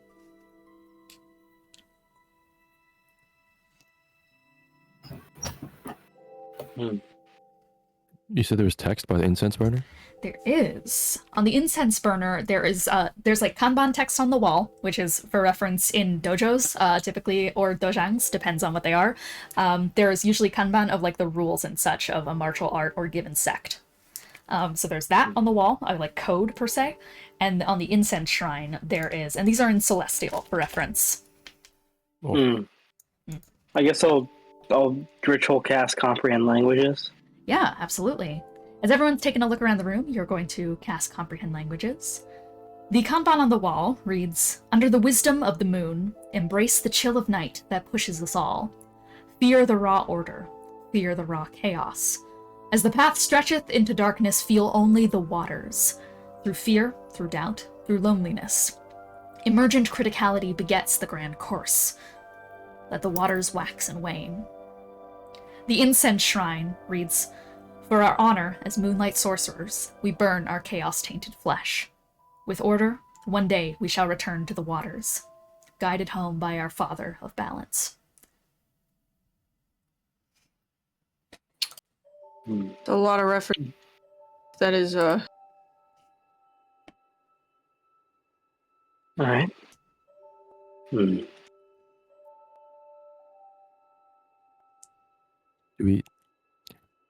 So, Gideon, you know what it says and all? Yes, and yeah, I think Gideon just relays, what it says and all that to the party. I'll copy it in the chat. Okay, thank you. So, chaos is fire, order is water? Yes, and Something? it seems that balance is the key to whatever they're doing.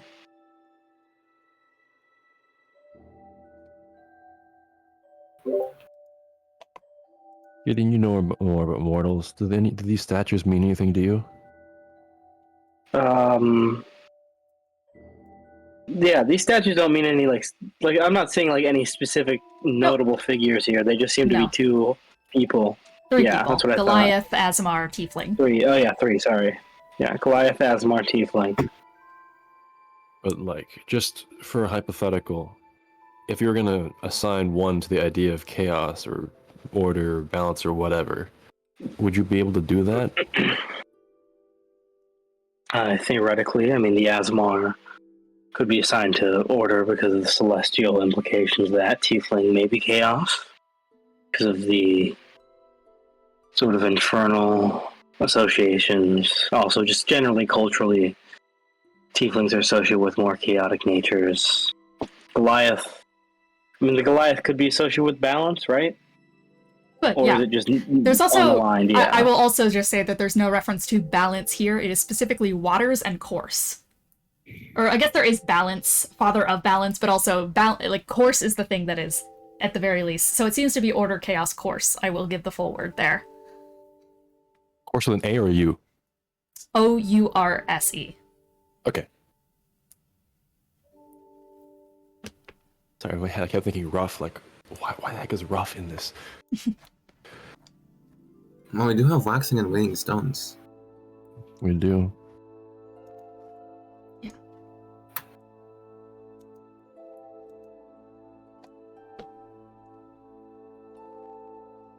We try them on the statues, I guess? There's nothing else in the room, is there? I mean, there's the incense burner and the incense sticks. Is there like Can try. a place that looks like a burning incense stick could belong in these statues? No. Okay. The incense isn't lit. No. How many incense sticks are there? There's like a handful of them. So the number doesn't matter. Yeah. Is there anything notable about said incense sticks? Just that they're kind of old and dusty. Okay. Yeah.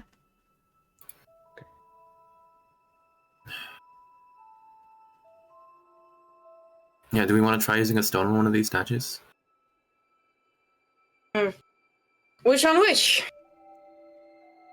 We burn our chaos-tainted flesh with order.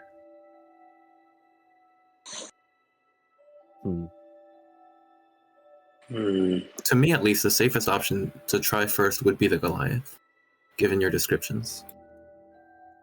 So, I will see also what it say does. that with the lunamantic eyes, there is no lunamancy in the statues right now. To okay. wax or wane. Okay. Yes, well, I feel that bit about chaos-tainted flesh might be pertinent here. Burning chaos-tainted flesh with order. We have the incense. Want to try that? The water. I suppose so. Right? So, Do you guys see anything about this incense? I think, Those yeah. of you that have... Yeah. They are not able to see any current lunamancy in the incense, but if you were to take out a couple of sticks, put them on the inside, and use whatever cantrip you have, pick your poison.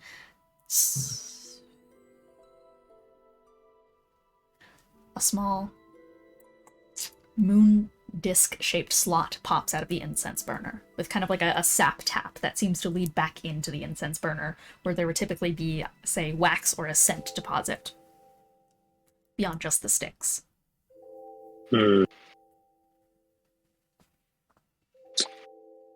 Burn our chaos-tainted flesh with order. Are we What's meant the to shape of burn the ourselves? Sorry, what was the slot shape? Slot shape was like a crescent moon. It's basically, it's just like to collect some kind of like oil or incense or some kind of like liquid to be brought back into the incense burner to burn it. Can we see what shape the or what are the statues made of? The statues are made of like marble, opal, etc. Just kind of gemstone and like innate raw Ethosian material. Okay, but they're all like pretty solid, compact. There's no Yes. like manipulate. There's no like warping the statue. Yeah, okay. Yeah.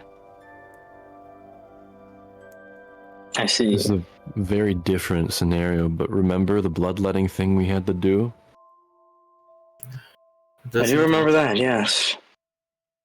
Do you sense any lunamantic magic from that? Or It's about this? sacrifice. It seems like, or Or maybe flesh? I mean, Gideon, you're the only one here who has blood, or at least the only one here who can talk to that has blood, right? yeah, that is true. Just always on moon, embrace the chill night. For our order for the crayons. Especially if this is a thing from not here. I guess. Alright, well, I guess Gideon will give some blood then. You're See if that gonna does anything. walk over to the tray, kind of take a Zur, and just Yeah. non-lethal damage, so it's just enough that you start bleeding. You Yeah.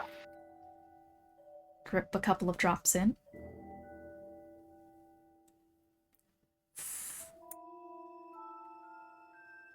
It clicks back into place.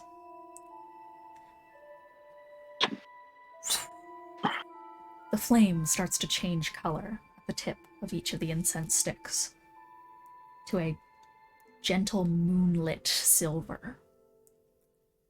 The room begins to smell of salt water and breeze, damp earth and lavender. The scent is so pungently whole that it stings your noses that have been acclimating to the wretched scents of ichor and brimstone. The softness against your nose is like bleach at first, before it all begins to feel so open. The air is cold, brisk enough to make you inhale pleasantly sharply with a crisp down your lungs. It's night air. That is what you gasp in. As the incense trails and steam begins to swirl around the room, so too comes the rhythmic glow of the stones pressed within your hands. As the smoke begins to dance towards them, moving like water through a bubbling brook, splashing cold sparks out against your cheeks. From both the waxing and waning stones draw a small bead of light. A dewdrop. Steps long, fluttering strides to the center of the mat before dropping down to the ground. It is then that you feel a distant rumbling inside the temple. As if something were to crash against the sides of the walls of a corridor far deeper into this place. This kind of tumultuous noise, some bits of rock fall from the ground unsteadily. A distant whisper on the wind. Guide us, deliverance. See the moon.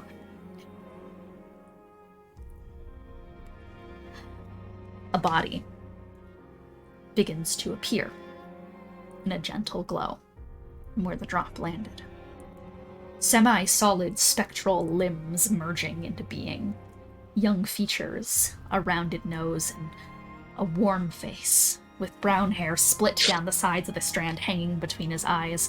A thin body with a small hint of fat buildup around his stomach and legs. Lower lip dressed in a glowing black gloss. Hakama donned in moonlight patterns and orbital fields. Beads and pouches across his stomach, and a cloak draped over his left arm with a clip in the pattern of a moon and an inner lining of pure galactic starlit with beams of moonlight. He's crouched on his knees, almond-shaped eyes closed before they slowly crawl open with a dark black pupil and a dark black iris and a piercing silver glow in the middle. Devils. Mortal. He slowly scans over you all.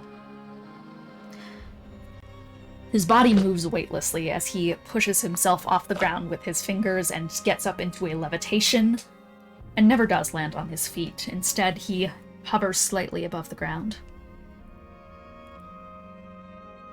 He's very familiar, and it takes a second for it to click. I am a series of memories waxed and waned into the shape of the memory of their mentor. Koshiro smiles warmly. I guard the temple from all those unworthy.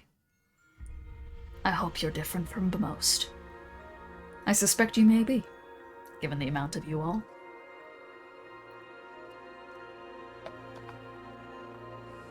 Yeah, I see.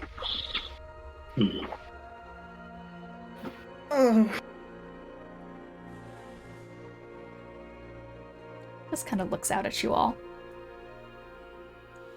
Well, I should ask then, what are the tests you plan to put us through?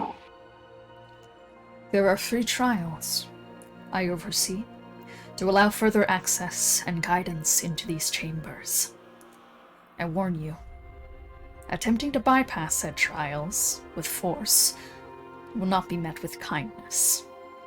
But please, follow your being. That much is encouraged. There will be 3. The trial of waxing, the trial of waning, and the trial of waters. I fear I cannot provide more insight on the specifics before initiation, other than the following. The waxing and waning trials are split into challenges that require 2 individuals. You may be inclined to pick your closest ally, but I suggest instead to follow a stream of dualism. As for waters, only one shall be required.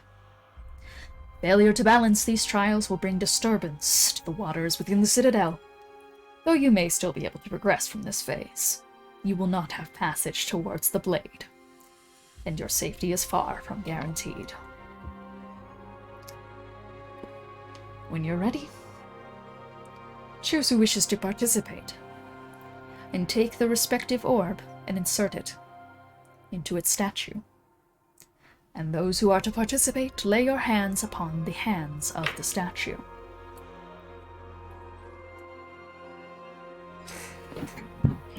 Okay.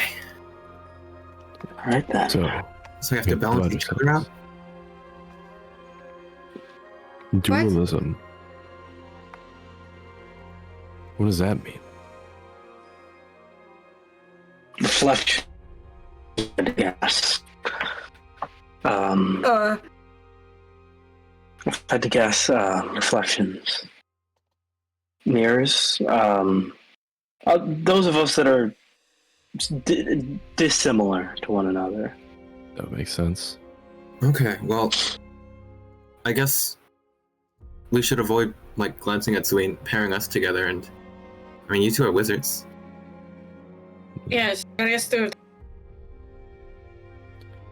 Yes, I suppose. If we want some sort of contrast. Perhaps I'll go with.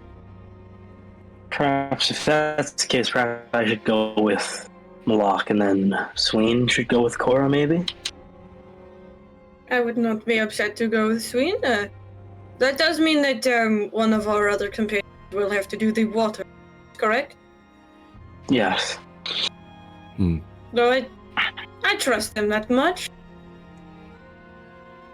Weird. Right then. So I guess the question would be, chaos or order? Waxing or waning? Well, seeing as I have the waning sphere. And I do already have the waxing. Alright. Gideon, you are going to the waning statue, or the waxing statue of the tiefling. Yeah. And Korah, you are going to the waning statue of the Asmar. Yeah. Okay. Sween, you're going with Korah, and Moloch, you're going with Gideon. Hmm. You begin to step towards your pedestals. One at a time, whichever group wants to go first. Koshiro kind of just hands up like that. Let's go. Okay. Sween and Korah step back, as towards the tiefling statue you go. Gideon, you place the orb down inside a small compartment that opens, and the both of you put your hands on the idol.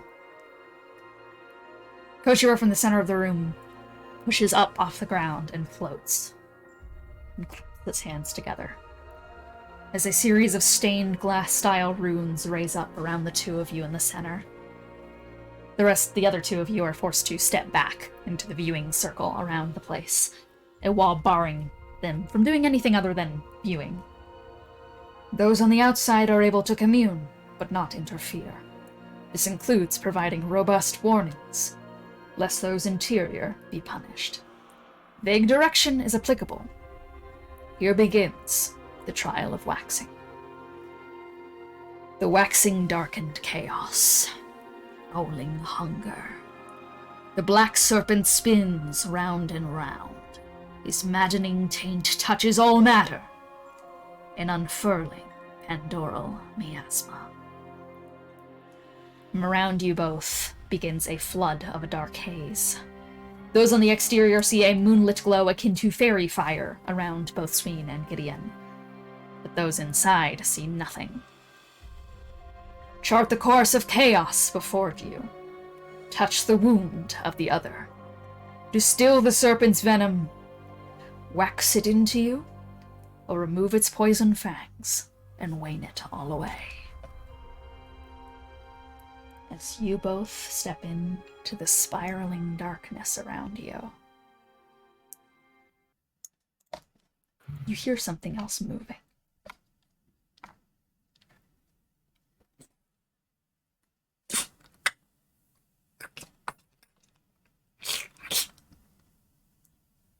Strange noises from the darkness.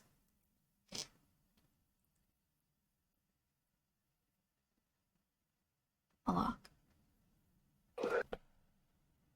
you feel something beginning to wrap around your ankle. Slithering. And tight. And Gideon, you start to hear jolted, stunted footsteps behind you.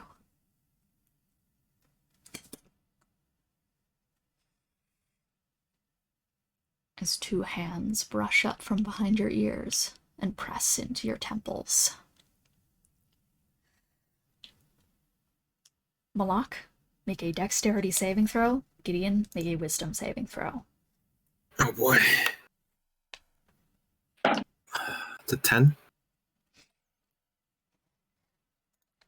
21.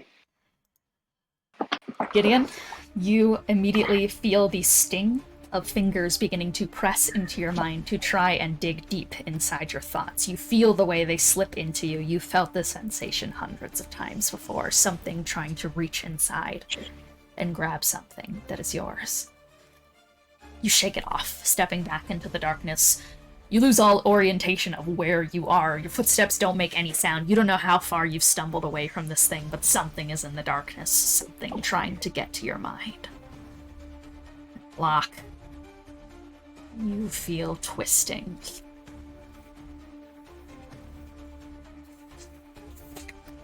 As you are wrapped in a tight embrace from something incredibly viciously strong wrapping around your entire body, you are starting to get pulled taut. You are suffocating as two grand thick appendages wrap around your body and tie you down to the floor, chomping down. Those from the outside see Gideon stumble back, see Moloch get slammed to the ground, but do not see what is attacking. Let the trial begin. We're gonna end our session off here. Oh. Yippee! Hey. Yay! Alright, let's go through some closing remarks, shall we? Starting with me. I'm Dean, I'm the Dungeon Master. I play everyone else. One thing I learned today is, damn, I forgot how long it takes to eat fiend cores. There's definitely a lot more I was expecting that we would get to just because of timing, but combat takes a while. Getting stuff in order takes a little while. But I still think, yeah, we got some exciting things coming up. But yeah, I forgot the process of fiend coring takes a little bit to just sit down and get yourself ready for a meal. But Yeah. I did learn that you guys can get clutched the fuck up by getting mantled by Hilo. Hilo mantling. We love that shit. We love to see it. Woohoo! Roleplay moment I liked. I mean, this is very much combat heavy and just kind of doing shit and getting shit done heavy session. So instead I'll just generally give it to a moment I liked. I think that's probably a good way of doing it here. I mean, I love T-Rex Charpay every time T-Rex Charpay comes out. But I think the specific thing that was getting me about the whole T-Rex Charpay thing is just the just that beautiful tail slam down into the tail swipe around. I'm just thinking about that, and also I really love the image of everyone ducking behind the T-Rex for cover. I just love that team play. It's a very cool thing to me. Ethan, what's something you learned? What's one roleplay moment you liked? Yeah, okay. The big thing I learned, Nuckelavee's a doll. That's cool. I mean, also, sorry, the biggest thing is, I'm not gonna steal that, actually. You guys can say it. Huh? Fair. Okay, yay! What? Yeah. No, like, somebody else can say it, because it's the biggest thing that we learned this session. Oh! And I don't want to take, yeah. Okay, yay! Alright, Yeah, well, what's a roleplay moment then? Yeah, I'm gonna say, I liked how Korah, speared the guy, Korah and Gideon kind of like speared the guy who came for us with the moonlight pathway. That was cool. Yeah, that is fun. That's fun. Cool. Alright, Jello! Hello. Something I learned. I guess the somewhat demonic adjacent origin story of the Nuckelavee. I learned things, and it's got me thinking many things, and I have many thoughts in my head of thinking. Good In to be terms thinking of- thoughts. I do be thinking thoughts, and I will debrief with some of y'all later. Yes, I'm excited. But in terms of moment that I liked, oh, yeah, it was a really combat-heavy session. That's true. Yeah.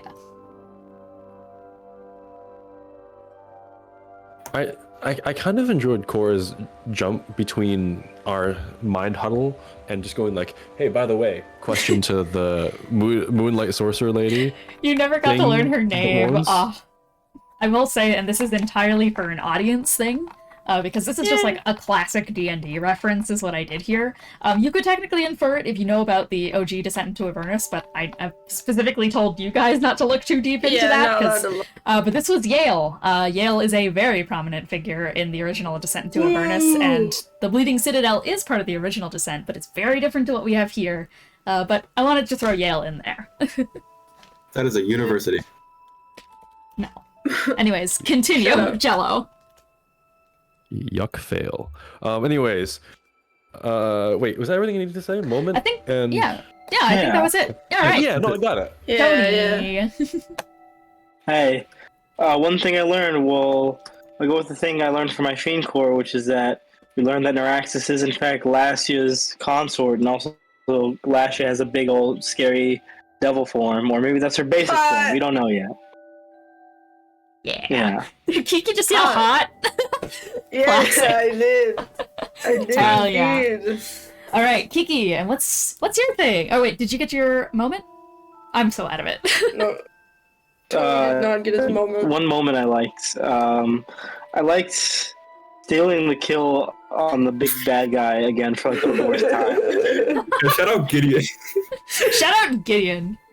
Image of Yeah, Obama. right. Image of Obama giving a medal to Obama. I love aura farming. And Kiki rounding us off today. One thing we learned: there's a sword, there's trials. Fucking Koshiro is a ghost in the temple. Zariel's possessed by a demon, probably. That's what I wanted to say. And Neuraxis is, and Neuraxis is the consort of, I forget how to say her name, but she's really hot and cool. Probably has some other stuff going on with her, so we'll find out next time. But one roleplay moment I liked, Are